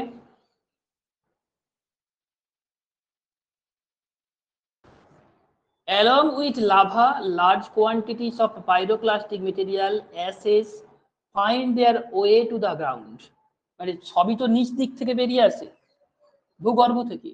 this material accumulated in the vicinity of the vent, vicinity মানে close proximity of vent or crater, মানে জ্বালামুখের আশেপাশে এগুলো জমা হয়, and opening leading to a formation of layer called stratovolcanoes, এবং পাশে জমে কি তৈরি করে দেখো, এরকম লেয়ার তৈরি করে, লেয়ার আফটার লেয়ার এগুলো এভাবে জমা হতে থাকে, লেয়ার আফটার লেয়ার এভাবে জমা হতে থাকে। এইগুলোকে বলা হয় composite volcanoes. Step by step জমা হয় এবং ঢাল কিছুটা খাড়া হয়, সিমেট্রিক্যাল হয়। সিমেট্রিক্যাল মানে কি, এই পাশের ঢাল যদি 45 ডিগ্রি হয়, তো এই দিকের ঢালও কিন্তু 45 ডিগ্রি হবে, এটা সিমেট্রিক্যাল টাইপ শেপ হয়। Example Mount man's of Philippines, Mount man's of Philippines, note down করবে এক্সাম্পল। ইভেন ফুজিয়ামাও আর একটা এক্সাম্পল হতে পারে, composite type of volcanoes.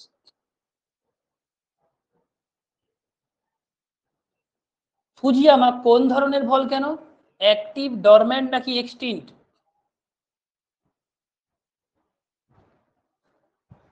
Fujiyama কোন ধরনের ভলক্যানোস, অ্যাক্টিভ, ডরম্যান্ট নাকি এক্সটিংক্ট?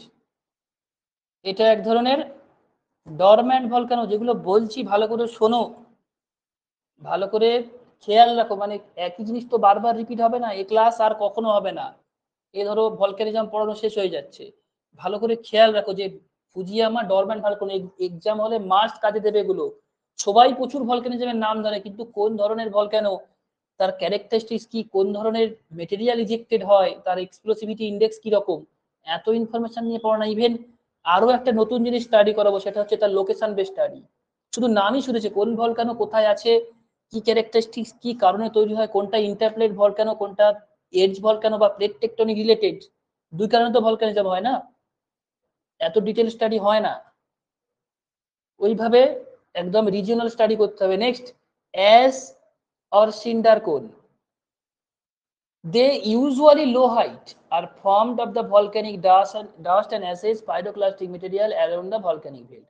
এই দুটোর মধ্যে এমন কিছু ডিফারেন্ট নেই, উপরেরটায় বেশিরভাগ লাভা থাকে, এখানে অ্যাশ, ডাস্ট, পাইরোক্লাস্ট এগুলো মিশে ভলক্যানিক ভেন্টের আশেপাশে যে লেয়ার তৈরি করে যাকে বলা হয় সিন্ডার কোন। তাকে বলা হয় কি সিন্ডার কোন। এর আকৃতি সাধারণত ছোট হয়, একটাই সিঙ্গেল ভেন্ট থাকে, সেখান থেকেই লাভা, অ্যাশ, রক সবকিছু বেরিয়ে আসে। Example sunset crater of Arizona. কেন সানসেট না, এখান থেকে সূর্যাস্ত দেখা যায়, তাই এটার নাম sunset crater. The size of the cone gradually increases to continuous accumulation of the volcanic materials. মানে নিচের দিকে ক্রমাগত মেটেরিয়াল অ্যাকুমুলেট হওয়ার জন্য শেপটা কিছুটা এরকম দেখতে হয়, ধীরে ধীরে ঢালটা এরকম কমতে থাকে, মানে এখানে মেটেরিয়াল জমে জমে দেখবে এই ঢালটা এভাবে কমে যেতে থাকে। সাধারণত 30 থেকে 45 ডিগ্রি হয়। Mount Jorullo, example Jorullo. Next,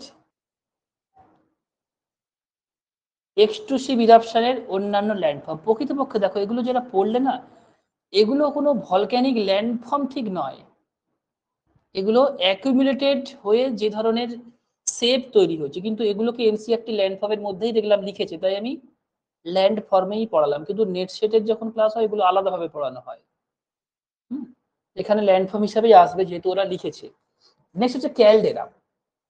caldera কি না, লার্জ সাইজ ক্রেটারকে বলা হয় ক্যালডেরা, তাই তো, যেগুলো মোস্ট এক্সপ্লোসিভ ইরাপশনে ধ্বংস হয়ে গেছে। These are usually so explosive that when they erupt, they tend to collapse on themselves rather than building any tall structure. মানে ওপরে বেড়ে যাওয়ার পরিবর্তে কি হয়, যখন ধস নেমে যায়, ধস নেমে এরকম বড় আকারের জ্বালামুখ তৈরি হয়, এই জ্বালামুখকে বলা হয় ক্যালডেরা। এখানে অবশ্যই কোলাপস, ডিপ্রেশন এই কথাগুলো যুক্ত থাকবে, এগুলো কি টার্মস। ক্যালডেরা বেসিক্যালি যে ভলক্যানো এক্সটিন্ড হয়ে গেছে তার মুখে দেখা যায় বেসিক্যালি, কিন্তু ডরম্যান্টের মুখেও দেখা যেতে পারে, বেসিক্যালি দেখা যায়। ইভেন ক্যালডেরার মধ্যে জল জমে ক্যালডেরা লেক তৈরি হয়, একে বলা হয় কলড্রন, বা বড় আকারের ক্যালডেরাকে অনেক সময় কলড্রন বলে, ক্যালডেরার লেককে ক্যালডেরা লেকও বলে। মানে এগুলো সব একই ধরনের ল্যান্ডফর্ম। সবচেয়ে বড় ল্যান্ডফর্ম হচ্ছে অ্যাপোলাকি ক্যালডেরা, ওয়ার্ল্ড লার্জেস্ট ক্যালডেরা অ্যাপোলাকি। আবার অনেক সময় এটাও পড়ে জ্বালামুখ, মানে ক্রেটার। পৃথিবীর বৃহত্তম ক্রেটারের নাম কি, world largest crater, world largest crater জ্বালামুখ, পৃথিবীর বৃহত্তম জ্বালামুখের নাম কি, আনিয়াচাক।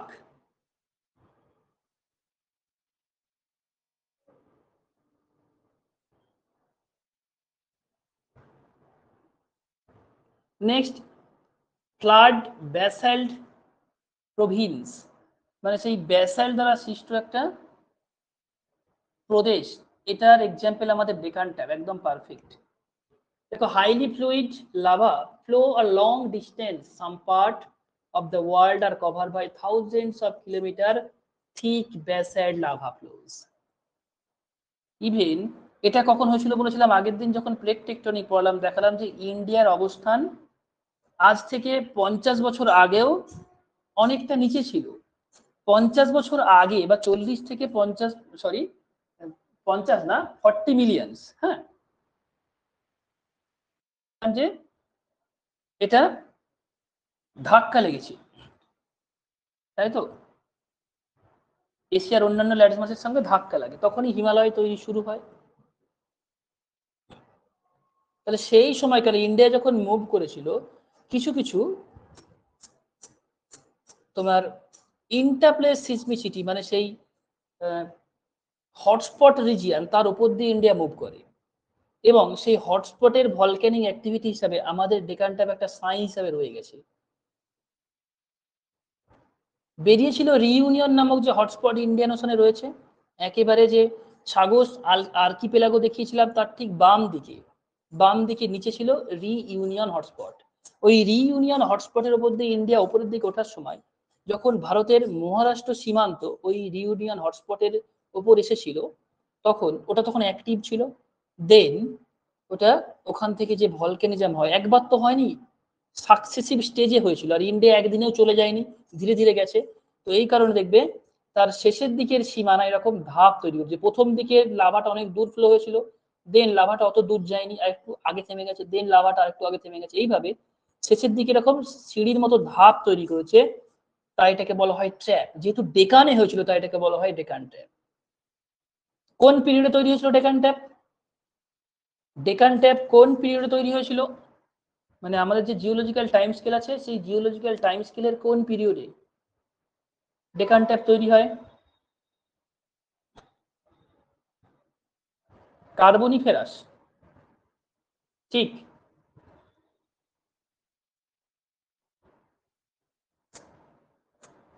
ডেকান ট্র্যাপ কোন পিরিয়ডে তৈরি হয়েছিল? Cretaceous period. কত বছর আগে আজ থেকে? অ্যাপ্রক্স কত বছর আগে? প্রায় 60 million years.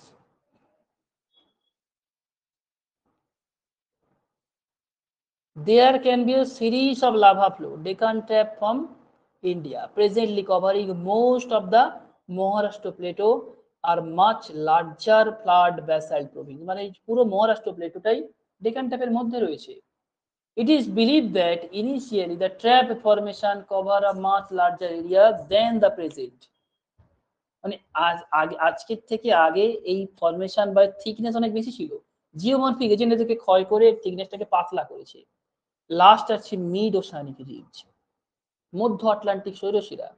These are the volcanism, these are the famous side of the volcanism under oceanic water. There is a system of the mid-oceanic ridge more than 70,000 kilometer long that stretch throughout the ocean basin. মানে সমুদ্রের নিচ দিয়ে এটা গড়ে সব ওশানের যদি mid oceanic রিজগুলোতে যুক্ত করা হয়, যার কম্বাইন্ড লেন 70,000 কিলোমিটার হবে। It is the world largest mountain system বা মাউন্টেন রেঞ্জ। পৃথিবীর সবচেয়ে দীর্ঘতম মাউন্টেন রেঞ্জ হচ্ছে mid oceanic ridge. Central portion of this ridge experience frequent eruption, যার মাঝখানে যেখান থেকে লাভা বেরিয়ে আসে সেখানে ক্রমাগতই ইরাপশন চোখে পড়ে। এছাড়াও আরো দুটো ল্যান্ডফর্ম রয়েছে, মেসা এবং বিউট। সেই ফ্ল্যাট টপ ল্যান্ডফর্ম যখন তৈরি হয়, মাথাটা চ্যাপটা পুরো টেবিলের মতো দেখতে, তাকে বলা হয় মেসা। আর মেসার ভাই হচ্ছে বিউট, যেটা এরকম দেখতে। বড়টা হলে মেসা, ভাই হলে ছোট হলে বিউট। যদিও মেসা বিউট টেকটনিক্যালি এই ধরনের ল্যান্ডফর্ম হলেও এই জিওমরফিক ফরমেশনের যে হিস্ট্রি ডিফারেন্ট। লাস্ট এটা পড়তে হবে crater, জ্বালামুখ, from where magma and different types of gases and other materials ejected during volcanism. Basically angle 25 থেকে 30 ডিগ্রি হয়। তার ডায়ামিটারও 300 মিটারের মধ্যেই থাকে। মনে রাখবে ডায়ামিটার সাধারণত 300 মিটারের মধ্যেই থাকে। আনিয়াচাক এটা লার্জেস্ট ক্রেটার এই মুহূর্তে, যদিও বিভিন্ন ডেটাতে আরো হয়তো অন্যান্য নাম থাকলেও থাকতে পারে, মানে বেশিরভাগ অ্যাকসেপ্টেবল সোর্স দেখেছি এটাই লেখে আনিয়াচাক। যেটা পড়তে হবে নেক্সট, হটস্পট ভলকানিজম। হটস্পট, পৃথিবীতে কতগুলো হটস্পট আছে? Tectonic hotspot. হটস্পট আবার দুই ধরনের হয়, একটা হচ্ছে বায়োডাইভার্সিটি হটস্পট আর একটা টেকটনিক হটস্পট। পৃথিবীতে কতগুলো হটস্পট আছে?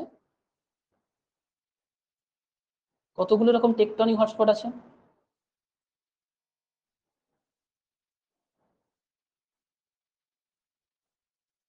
একুশটা হটস্পটের গল্প অনেক পুরানো, হ্যাঁ অনেক পুরানো। এখন বর্তমানে হটস্পটের সংখ্যা 69+, কিন্তু জানি না কেন বইগুলো আপডেট করেনি। হটস্পটের সংখ্যা প্রচুর। তুমি হাতে তো মোবাইল আছে, জাস্ট একবার টুক করে সার্চ করে ফেলো গুগলে, এবার প্রচুর হটস্পট আছে। কিন্তু এখনো সেই তথাকথিত সেই রক্ষণশীল মানসিকতায় বইগুলো 21ই লিখে চলে। হটস্পটের সংখ্যা 21 নয়, প্রচুর হটস্পট আছে। It's the types of volcanism typically occur at the interior of the lithospheric plate rather than edge of the plate margin. মানে এটা এই প্লেটের মার্জিনে না হয়ে এখানে না দেখা গিয়ে কোথায় দেখা যায়, প্লেটের মাঝখানে দেখা যায়। এই ধরনের ভলকানিজমকে বলা হয় হটস্পট টাইপ ভলকানিজম, যেটা ম্যান্টেল প্লিউমের সঙ্গে যুক্ত। Hotspot volcanism occur due to abnormally hot center in the mantle called mantle plume. ম্যাগমার ঊর্ধ্বমুখী প্রবাহই হচ্ছে প্লিউম। This heat facilitate the melting of the rock, and melted rock known magmas when pushing through the rock in the crust form volcanoes called hotspot volcanoes. এবং এখান থেকে যে lava বেরিয়ে আসে এটা হচ্ছে হটস্পট ভলকানো। জানো কি যে ডেড ভলকানোর কথা আমরা পড়ি তার বেশিরভাগই হট, এই যে আমরা বলি না এক্সটিংক্ট ভলকানোস, প্লেট মার্জিনের সাবডাক্টেড বাউন্ডারিতে ভলকানোস পুরো সেই ডেটলের বিজ্ঞাপন 99.9999% ডেড হয় না, খুব কম ক্ষেত্রে ডেড হয়। ডেড হয়ে যায় এইগুলো, ডেড হয়ে যায় এই হটস্পট ভলকানিজম। একটা ছবি দেখাচ্ছি, দাঁড়াও। The origin of the concept of hotspot lie in the work of J.T. Wilson. আগের দিনে বলেছিলাম যে প্লেটের ধারণা দিয়েছিল ওই ব্যক্তিই ধারণা দিয়েছে হটস্পটের 1963 সালে। That the formation of the Hawaii Island resulted from the slow movement of the tectonic plate across the hot region beneath the surface. মানে সারফেসের উপর দিয়ে যে প্লেটটা মুভ করেছিল প্যাসিফিক ওশানের, সেখানেই ছিল হাওয়াই। আজকে যেটার নাম হাওয়াই, কিছুদিন পরে এটাও কিন্তু 100% এক্সটিংক্ট হয়ে যাবে, কারণ এর আগে হাওয়াইয়ের অন্তত 8টা ফরমেশন ছিল যেগুলো প্রত্যেকটাই আজকে এক্সটিংক্ট হয়ে গেছে। হাওয়াইও খুব শিগগিরই এক্সটিংক্ট হয়ে নতুন আর এক ভলকানো তার সামনের দিকে তৈরি হবে, এগুলোকে বলা হয় chain of volcanism. Reunion hotspot is a volcanic hotspot which currently lie under the island of Reunion in the Indian Ocean. The hotspot is believed to have been active over 66 million years. প্রায় 66 million years ধরে এটা active আছে। এটাও কিন্তু extinct হয়ে যাবে। যত ধরনের হটস্পট রয়েছে, মানে হটস্পটটা তুমি এক্সটিংক্ট হয়ে যায় না, প্লেটটা সরে গেলে পাশে নতুন আর একটা ভলকানিজম তৈরি হয় এবং আগের প্লেট থেকে তার যে ভেন সেটা বা ওই ভলক্যানোর নিচ থেকে যে ভেন সেটা সরে যায়। কিভাবে হয় ওটা, এর একটা স্লাইড কখনো আমি পড়িয়েছিলাম, একবার খুঁজে দেখে নি, দাঁড়াও, যদি খুঁজে পেয়ে যাই তো ভালো, না হলে পরে দেখাবো।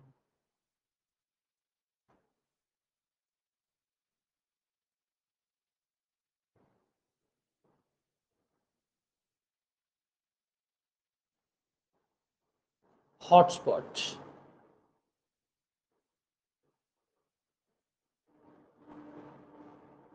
পেয়েছি,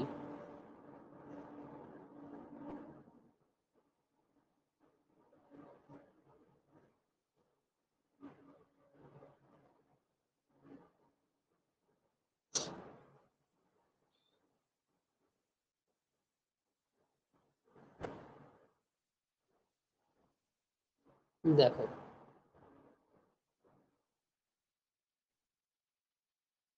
দাঁড়া, ওপেন হতে একটু সময় লাগবে।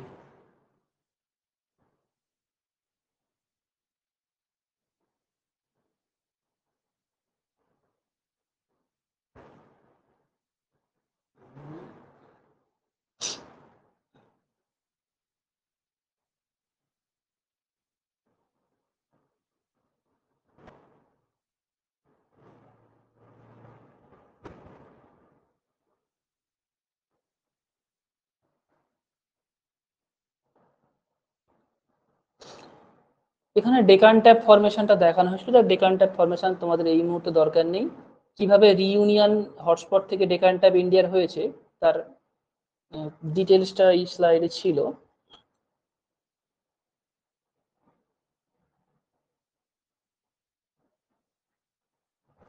দেখো হটস্পটের কেসটা ঠিক তাই। এটা এই হচ্ছে ধরো এটা হাওয়াই, আজকের দিনের হাওয়াই। দেখো এটা দেখতে পাচ্ছ কিনা বুঝতে পারছি না, আমি জুম করে দেখাচ্ছি। এখানে কোশ্চেনও আছে, দেখো কোশ্চেনটা আমি রেখেছিলাম। Which is the correct sequence of the volcanoes from একটি above Hawaii hotspot from oldest to youngest. মানে হাওয়াইয়ের উপর আজকে যে ভলক্যানো দেখছি ওল্ড থেকে ইয়াং অনুসারে সাজাতে হবে। এটার অ্যান্সার এ হবে। তো কিভাবে এ হবে দেখো আমি বলে দিচ্ছি। এই হচ্ছে আমাদের আজকের হটস্পট বা ম্যান্টেল পিলিয়নটা রয়েছে। দেখো প্লেটটা মুভ করছে কোন দিকে, প্লেটটা এই দিকে মুভ করছে। তাহলে এই হাওয়ায়ও এক সময় কিন্তু এই ম্যান্টেল পিলিয়ন থেকে দূরে সরে যাবে। দেন এর পাশে এই অঞ্চলটা যখন এখানে আসবে তখন এই অঞ্চলের ওপরে যে থাকবে সেখানেই ভলকানিজমটা দেখা যাবে। তার মানে এগুলোও কোনো সময় এর উপরে ছিল, কিন্তু ধীরে ধীরে প্লেটটা বাম দিকে সরে যাওয়ার জন্য এগুলো সব কি হয়েছে, এক্সটিংক্ট হয়ে গেছে। এই রিজিয়নটাকে বলা হয় হাওয়াইয়ান আর্কিপেলাগো। ঠিক আছে। তো এখানে যে কোশ্চেনের অপশনটা দিয়েছিল দেখো কাওয়াই, এটা হচ্ছে এটা। দেন ওয়াও সেকেন্ড, দেন মাউই 3 নাম্বার, 4 নম্বরে আছে হাওয়াই। এটা হচ্ছে রাইট সেকশন বা রাইট তোমার ডিরেকশন, যে ওল্ডেস্ট টু ইয়াংগেস্ট। এর আগেও কিন্তু হাওয়াইয়ের এতগুলো সিরিজ, মানে এগুলো প্রত্যেকটাই হাওয়াইয়ের মতো একসময় ভলক্যানোস ছিল, এগুলো সব এক্সটিংক্ট হয়ে গেছে। একমাত্র ভলক্যানো, মানে একমাত্র মানে শুধু হাওয়াই নয়, এরকম আরো অনেক ভলক্যানো আছে। এই ধরনের ভলক্যানো গুলোই, এই যে আমরা এক্সটিংক্ট কথাটা ইউজ করি না, এই এক্সটিংক্ট হচ্ছে এই ধরনের ভলক্যানো গুলোর ক্ষেত্রে 100% কনফার্ম বলা যায় যে ইন ফিউচারে অন্তত এখান থেকে আর ভলক্যানিজম হওয়ার চান্স নেই, কারণ ভেনটা এটার নিচে আছে। কিন্তু সাবডাক্টেড ভলক্যানো, যেটা সাবডাকশন জোনে রয়েছে, এই ভলক্যানোর ক্ষেত্রে কেউ বলতে পারবে না যে সেটা ডাই হয়ে গেছে। এমন নয় যেগুলো ডাই হয় না, এগুলোও ডাই হয়ে যায়, কিন্তু এগুলোর সংখ্যা কম। বেশিরভাগ হাওয়াই টাইপ যেরকম ভলক্যানোস, এই ভলক্যানোগুলোই ডাই হয়ে যায়। ইভেন দেখো আমাদের ইন্ডিয়ার যে ডেকান টাইপ, এটা ক্রিটেসিয়াস পিরিয়ডে তৈরি হয়, আজ থেকে প্রায় 60 থেকে 65 মিলিয়ন ইয়ার্স আগে। কোন জায়গাতে তৈরি হয়েছিল, রিইউনিয়ন হটস্পট। এখন মনে হতে পারে রিইউনিয়নটা কি করে থেকে গেল, রিইউনিয়ন থেকে যায়নি, এটাও আর্কিপেলাগো। এখানেও এরকম পরপর অনেক এভিডেন্স হচ্ছে, কিন্তু ইন্ডিয়ান প্লেট তো মুভ করেছে। তুমি যেখানে আজকে মহারাষ্ট্র দেখছো না, ওটাও এক সময় ওই ভলকানিজমের একটা ভেন ছিল, যদিও এটা বিদার টাইপ। এগুলো সব বিদার টাইপ, রিউনিয়ন টাইপের, সরি তোমার এই ধরনের যে ভলকানিজম গুলো হয় যেগুলো তোমার ইন্টারপ্লেস সিসমিসিটিস, এগুলো কখনো এক্সপ্লোসিভ টাইপ হতে দেখা যায় না, খুব কম ক্ষেত্রে হয়, বেশিরভাগই এগুলো খুব কোয়াইট। তো হাওয়াইয়ের যেমন মুভমেন্টটা একই দিকে বরাবর রয়েছে এবং তার ফরমেশনটা দেখা যায়, ইন্ডিয়ান প্লেন তো মুভ করে চলে গেছে, তাই এর ফরমেশনটা ওইভাবে সাজানো যায় না, কিন্তু অবশ্যই এটাও কিন্তু একটা archipelago. Okay,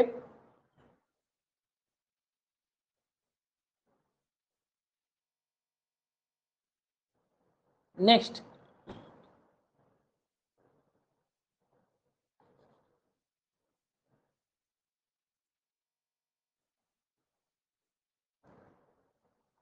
distribution.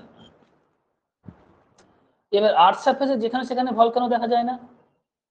Most are concentrated on the edge of the continent, along island chain, beneath the sea forming long mountain range. বেশিরভাগ কোথায় দেখা যায়, সেই প্যাসিফিক ওশানের রিম বা বাউন্ডারিতে দেখা যায়, তাই তো। কিন্তু এগুলো বাদেও অ্যালপাইন জোনে কিছু ভলকানো দেখা যায়। অ্যালপাইন জোনের ভলকানোর মধ্যে কে আসবে, অ্যালপাইন জোনের মধ্যে আসবে স্টর্মলি, ভিসুভিয়াস, এটনা, যেগুলো মেডিটেরেনিয়ান সিতে আছে।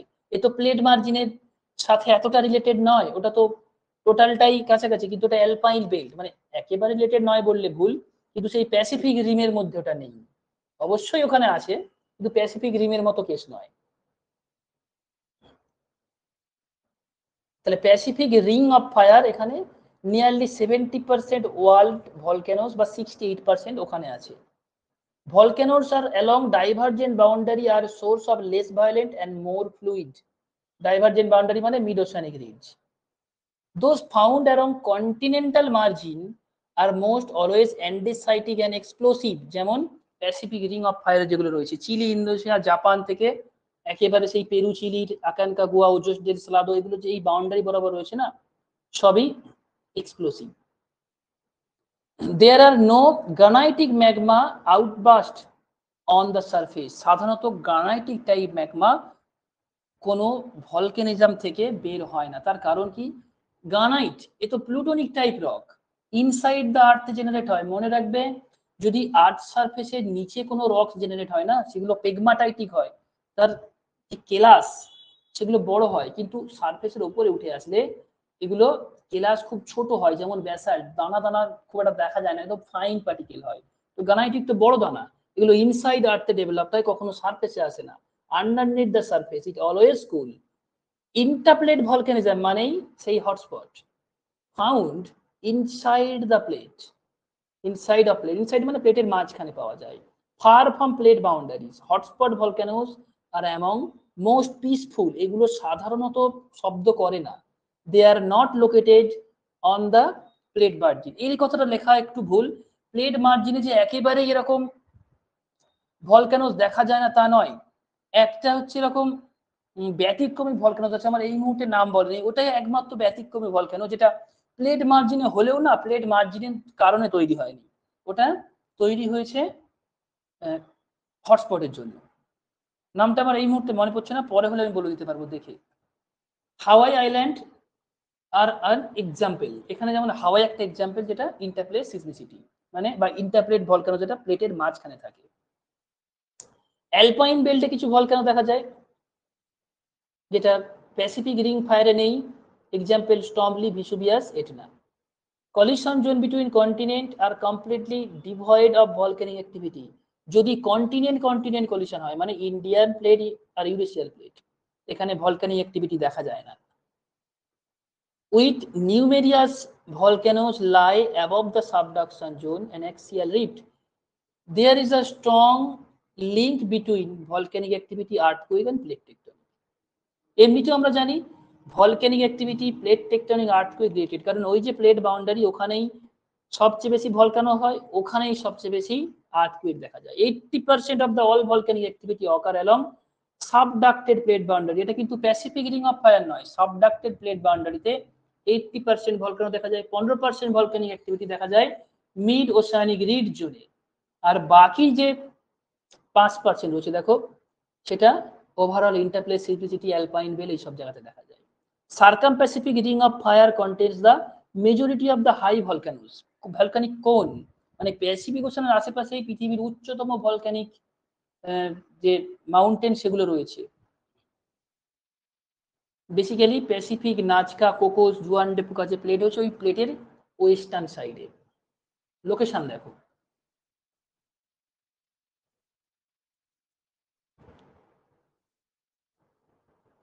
Distribution of volcanoes.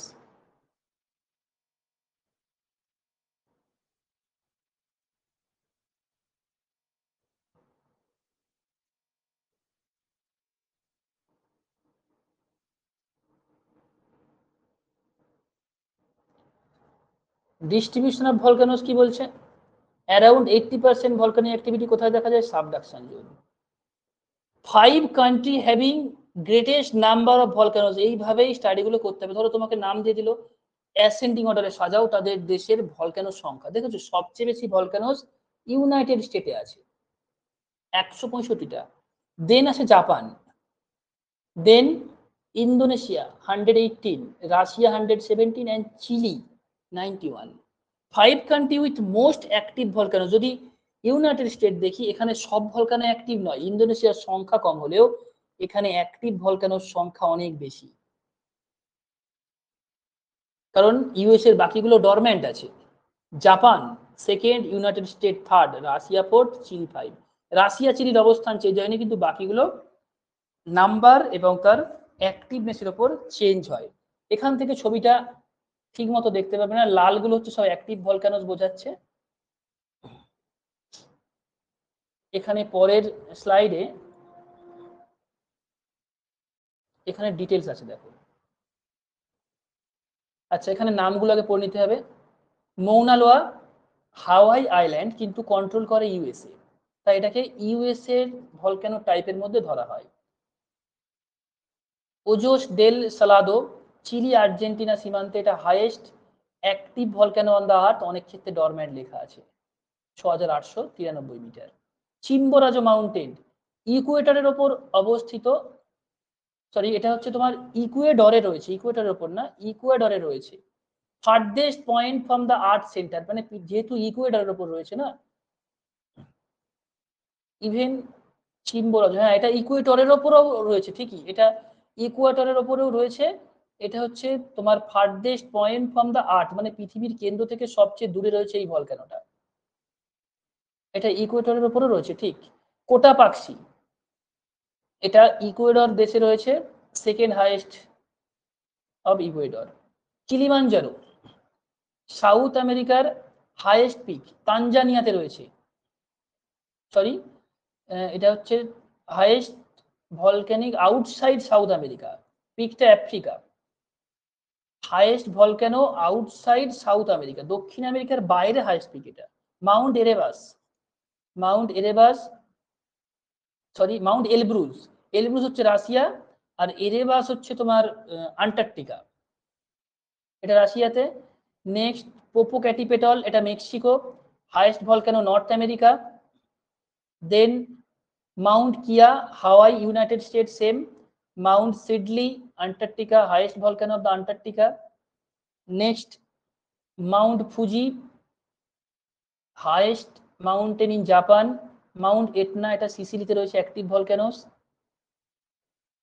অ্যাকানকাগুয়া রয়েছে চিলি। বাকি এগুলো দরকার নেই, হ্যাঁ এগুলোর মধ্যে যে যতগুলো পারবে নাম এবং উচ্চতার মিটারে চাইলে মনে রাখতে পারো, আই থিঙ্ক পারবে না, এতটা মাথায় থাকবে না, দু একটা ফেমাস ভলক্যানোস এইগুলোই মনে রাখতে পারো। ওকে, আচ্ছা লাস্ট যে জায়গাটা দেখতে হবে দেখো, ডিস্ট্রিবিউশন। এখানে ফেমাস ভলক্যানোর অবস্থানগুলো দেখো, ফিজি, জাপান, এই হচ্ছে জাপান, জাপানের ঠিক পাশে এই যে অঞ্চলটা, এটা হচ্ছে ফিজি। কাটমাই, আলাস্কা, এখানে দেখানো নেই, আই থিঙ্ক এখানে দেখানো নেই। আলাস্কা, ক্যালিফোর্নিয়া, না এখানে নেই। নেক্সট ফিলিপিন্সের মাউন্ট মায়ান, নেক্সট ছবিতে পাবে দেখো, এটা মাউন্ট মায়ান, ফিলিপিন্স, এই point. Next Paricutin, Mexico, famous volcanism Paricutin, Mexico, এখানে পোপোক্যাটিপেটালটা দিয়েছে, এটা মেক্সিকো, পারকুটিনটা দেয়নি, এটাও মেক্সিকোতে আছে। মাউন্ট পিলি, মার্টিনিক দ্বীপ, মাউন্ট পিলি, মার্টিনিক দ্বীপ, এত ছোট ছোট লেখা খুঁজে পাওয়া যাচ্ছে না, পরেরটাতে পাওয়া যেতে পারে।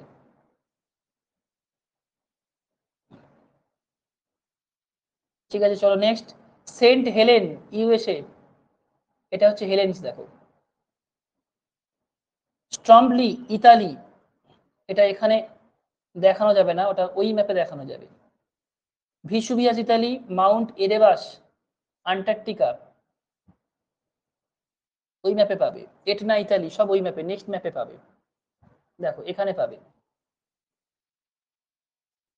এই হচ্ছে ভূমধ্যসাগর, এটনা, স্ট্রম্বলি, ভালকানো, ভিসুভিয়াস, এই চারটের লোকেশন সবই মেডিটেরেনিয়ান সির নর্দার্ন সাইডে রয়েছে। আচ্ছা নেক্সট দেখো, মাউন্ট পিলি,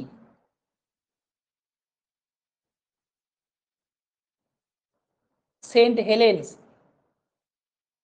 এই হচ্ছে তোমার কাটমাই, আলাস্কা, এই হচ্ছে তোমার মৌনা লোয়া, হাওয়াই, এটা কন্ট্রোল করে হচ্ছে ইউএসএ, মানে এই দ্বীপটা ইউএসএর দখলে আছে। মাউন্ট এরেবাস, এটা হচ্ছে তোমার আন্টার্কটিকার যে ভলকানিজম বা ভলক্যানোস। নেক্সট দেখো, মাউন্ট ফিজি আমরা পেয়েছি। আর কি ফেমাস ভলক্যানোস রয়েছে, কিলিমানজারো, মাউন্ট কিলিমানজারো, এই হচ্ছে আমাদের কোটাপাক্সি, নেভাদা ডেল রুইজ, অ্যাকানকাগুয়া, এটা হচ্ছে চিলিতে রয়েছে।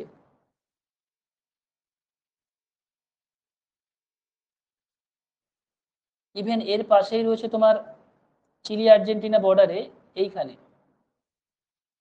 চিলি আর্জেন্টিনা বর্ডারে এখানেই রয়েছে তোমার ওজোস ডেল সালাদো। সবের লোকেশন এখানে দেখানো নেই।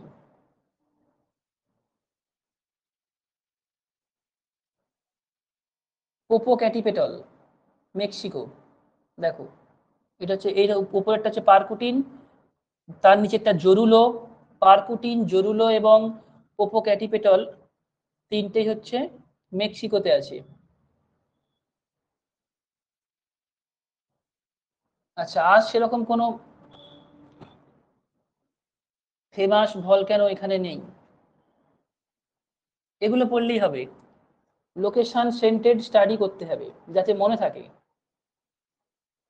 ভারতেরও কিছু রয়েছে এখানে, অতটা ডিটেলস ছোট, অতটা ইম্পর্টেন্ট নয় তাই দেখায়নি।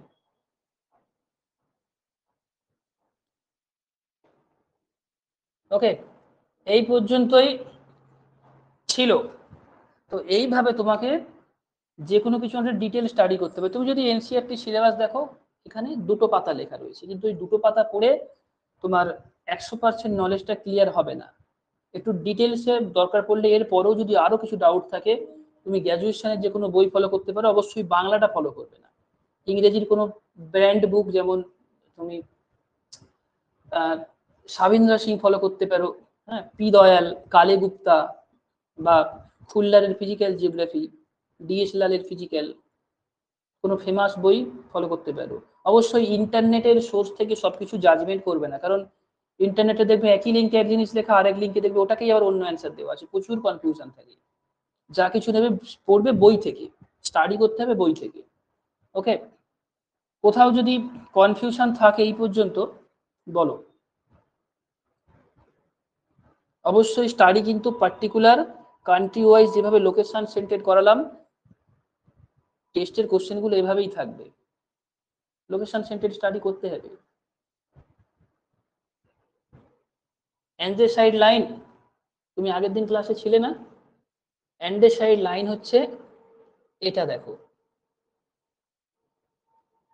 দাঁড়াও, আগের ছবিটাই বোধহয় ভালো দেখানো যাবে। এখানে দেখো প্যাসিফিক ওশান, তো এটা হচ্ছে প্যাসিফিক রিম। এই যে লাল রঙের অংশটা দেখছো না, এটা হচ্ছে প্যাসিফিক রিম। এই প্যাসিফিক রিমে কত পার্সেন্ট ভলক্যানো আছে বলেছিলাম? এখানে পৃথিবীর 70% ভলক্যানোস রয়েছে। না না, 80% রয়েছে সাবডাকশন জোনে। সাবডাকশন জোন শুধু প্যাসিফিকের পাশে নেই, আটলান্টিকের সাইডে বা ইন্ডিয়ান ওশানের পাশেও আছে, কিন্তু এখানে 70% ভলক্যানো রয়েছে। এটা হচ্ছে প্যাসিফিকের একটাই প্লেট। মানে আমি যদি এখানে ছোটখাটো প্লেটগুলোকে বাদ দিয়ে দিই, সেই জুয়ান ডে ফুকা নাজকা যে লোকেশন আমি এখানে দেখিয়েছিলাম না, যদি বাদ দিয়ে দিই, দেন এটা ধরো একটাই প্লেট। এই প্লেটের কম্পোজিশন কি ম্যাফিক? এই প্লেটের কম্পোজিশন ম্যাফিক কম্পোজিশন। এই ম্যাফিক টাইপ লাভা আর আমাদের ধরো আর্থ কাস্ট, এটা তো ফেলসিক, বিশেষ করে কন্টিনেন্ট। সেই ম্যাফিক আর ফেলসিকের মাঝে এই লাইনটা কিসের দ্বারা জেনারেট হয়েছে না, এখানে সব ভলক্যানোস রয়েছে। এই ভলক্যানিজমের ফলে এখান থেকে প্রচুর পরিমাণে কি জেনারেট হয়েছে, প্রচুর পরিমাণে ম্যাগমা জেনারেট হয়েছে বা লাভা। সেই লাভার টাইপ হচ্ছে মধ্যবর্তী ধরনের, ইন্টারমিডিয়েট বা অ্যান্ডেসাইড টাইপের। এই কারণে এই লাইনটাতে বলা হয় অ্যান্ডেসাইড লাইন, যেটা পৃথক করেছে কাকে, নিচের দিকে রয়েছে বা ওশানের উপর রয়েছে ম্যাফিক, আর তোমাদের কন্টিনেন্টের উপর হচ্ছে ফেলসিক, এদের মাঝে ডিফারেন্স করেছে এই লাইনটা। এই লাইনকে বলা হয় অ্যান্ডেসাইড লাইন, যেটা প্যাসিফিক রিমকে 360 ডিগ্রি ঘিরে রয়েছে। লার্জেস্ট ক্যালডেরার নাম, দেখো লার্জেস্ট ক্যালডেরার নাম কোথাও কোথাও জাপানের আসওয়ান ক্যালডেরা আছে, বেশিরভাগ অ্যাকসেপ্টেবল সোর্সে অ্যাপোলাকি ক্যালডেরা আছে, যেটা আমি দেখালাম তোমাদের। অ্যাপোলাকি ক্যালডেরা রয়েছে, কোথাও কোথাও ধরো আরো নিত্য নতুন বই নিজের মতো করে আবিষ্কার করে নিচ্ছে। এখন আমাদের নিত্য নতুন সোর্সের পরিবর্তে এমন কিছু পড়তে হবে যেটা এক্সামের অ্যান্সার কি হিসাবে অ্যাকসেপ্ট করবে। প্রচুর ইনফরমেশন জানাটা জিওগ্রাফির ক্ষেত্রে গুরুত্বপূর্ণ নয়, গুরুত্বপূর্ণ হচ্ছে সেটাই অথেন্টিক্যালি পারফেক্ট নলেজ থাকা। ধরো কোন মাউন্টেনের উচ্চতা কত, একজন জিওগ্রাফার এটা না জানলেও চলে, কারণ পৃথিবীতে অনেক মাউন্টেন আছে, কিন্তু কি কারণে মাউন্টেন তৈরি হয়, তার ফরমেশন কি, তার হিস্ট্রি কি, এগুলো জানা জরুরি। তো ফ্যাকচুয়াল ডেটার পার্থক্য থাকতে পারে, সাধারণত অ্যাপোলাকি বেশিরভাগ বইতে রয়েছে, আরো অনেক সোর্সে অন্য কিছু লেখা থাকতে পারে, তবে এনসিইআরটি সোর্সে কোনোটাই লেখা নেই, ওরা লেখেই নি কোনটা হাইয়েস্ট লোয়েস্ট, এসব বিতর্ক এড়িয়ে গেছে। ক্লিয়ার? এই স্লাইডটা অবশ্যই ভালো করে পড়বে, এখান থেকে না ম্যাচিং আছে, ম্যাচিং ইভেন ডিরেক্ট কোশ্চেন বেশি এখানে আছে, এদের মধ্যে কোশ্চেনের কোনো কমপ্লেক্সিটি নেই। কাল দেখাবো, কাল প্র্যাকটিস হবে কোশ্চেন মর্নিং এ লাইভ টেস্টে, দেখাবো কিভাবে কোশ্চেন এখান থেকে দেয়। যদি কোনো ডাউট থাকে অবশ্যই বলো, ডাউট ক্লিয়ার করে নেবে। ইভেন টেস্ট দিতে হবে, টেস্ট ফেলে রাখলে হবে না, 4টে টেস্ট দেওয়া আছে, আরেকটা টেস্ট আজ এসে যাবে, আগের ক্লাসের টেস্টটা যেটা মঙ্গলবার হয়েছিল। তো অন্তত পক্ষে টেস্টগুলো 72 ঘন্টার মধ্যে ক্লিয়ার করে নাও পোস্ট করার পরে, বেশি দিন পড়ে থাকলে ভুলে যাবে, আবার পড়তে হবে। দিনের দিন স্টাডি কমপ্লিট করে রাখো, যেভাবে পড়তে বলেছি স্টাডিটা ঠিক ওইভাবে করো। কবে সেই নোটিফিকেশন আসবে না, এত নেগেটিভিটি নিজের মধ্যে পুষে রেখে লাভ নেই, কারণ নোটিফিকেশন যখন অফিসিয়াল ডেট ওখানে দেওয়া ছিল যে নোটিফিকেশন আসবে, আজ না হয় কাল অবশ্যই আসবে, এমন নয় নোটিফিকেশন আসবে না, এটা ওয়েস্ট বেঙ্গল গভর্নমেন্ট নয়, আসবে নোটিফিকেশন শিওর আসবে, এক সপ্তাহ পরে হয়তো আসবে, অথেন্টিক্যালি এক্সাম হবে, কিন্তু সেই এক্সামে পারফর্ম কতটা করতে পারবে প্রশ্ন সেটা। জিওগ্রাফি সিট আমি বলে দিয়েছি, যেটা টিআই ভ্যালু থেকে দেখা গেছে অ্যাপ্রক্স 60 সিট আছে জিওগ্রাফিতে, পিজিটিতে এসএসটি সিট সংখ্যা 90+, এরকম উঠে আসছে। ইভেন কিছুটা কম বেশি হতে পারে, এর চেয়ে বাড়তে পারে, হয়তো কমবে না আই থিঙ্ক এনবিএসএ। আর বিহারের তো তোমরা জানোই, ওখানে প্রতিবারে রিক্রুটমেন্ট অন্তত পক্ষে 80,000 থেকে 1 লাখ ভ্যাকান্সি থাকে, মানে সব মিলিয়ে ওদের সিট অনেক থাকে, কিন্তু ওখানেও 40% আমরা পাবো আমাদের জন্য, বাকি 60% ওদের জন্য। ঠিক আছে, ওখানেও ঠিক টাইমেই এক্সাম হবে, ইভেন আরো অনেক এক্সাম আছে। হ্যাঁ, খুব রিসেন্টলি অনেক এক্সামের ফর্ম ফিল আপ হয়ে গেল, তোমরা জাস্ট অ্যাডমিট হয়েছিলে তার 3-4 দিনের মধ্যেই ফর্ম ফিল আপ ক্লোজড হয়ে গেছে। ডিটিপিএলএসবি ক্লোজড হয়ে গেল, চণ্ডীগড় পিজিটি ক্লোজড হয়েছে, হরিয়ানা ক্লোজড হয়ে গেছে, তবে ইউপি ছাড়বে, প্রায় ভালো রকম ভ্যাকান্সি নিয়ে ইউপিতে একটা ডাইভ আসছে, উত্তরপ্রদেশ। যেখানে হোক এক্সাম দিতে যাবে, হ্যাঁ, এখানে আশা করে বসে থাকবে না, এখানে রিক্রুটমেন্ট কিন্তু হবে না, আমি আগেই বলেছি এই মুহূর্তে এখানে রিক্রুটমেন্ট হবে না, যেখানে হোক যেতে হবে এক্সাম দিতে। ঠিক আছে, আচ্ছা তাহলে এই পর্যন্ত থাক, এমনি 1.5 ঘন্টা ক্রস হয়ে গেছে। আর যদি কোনো ডাউট থাকে বলতে পারো, এভরিডে ডাউট, মানে যখন পড়ানো হচ্ছে তখনও যদি মনে হয় যে এটা অন্য কিছু জানতাম, এখানে কোথাও ভুল হচ্ছে বা কনফিউশন লাগছে, ক্লিয়ার হলো না, তো একদম নির্দ্বিধায় সঙ্গে সঙ্গে বলো যে এটা বোঝা যায়নি, আরেকবার বলতে হবে। ওকে, ইভেন রেকর্ড তো থাকছেই, ঘুরে রেকর্ড দেখো প্রয়োজনে।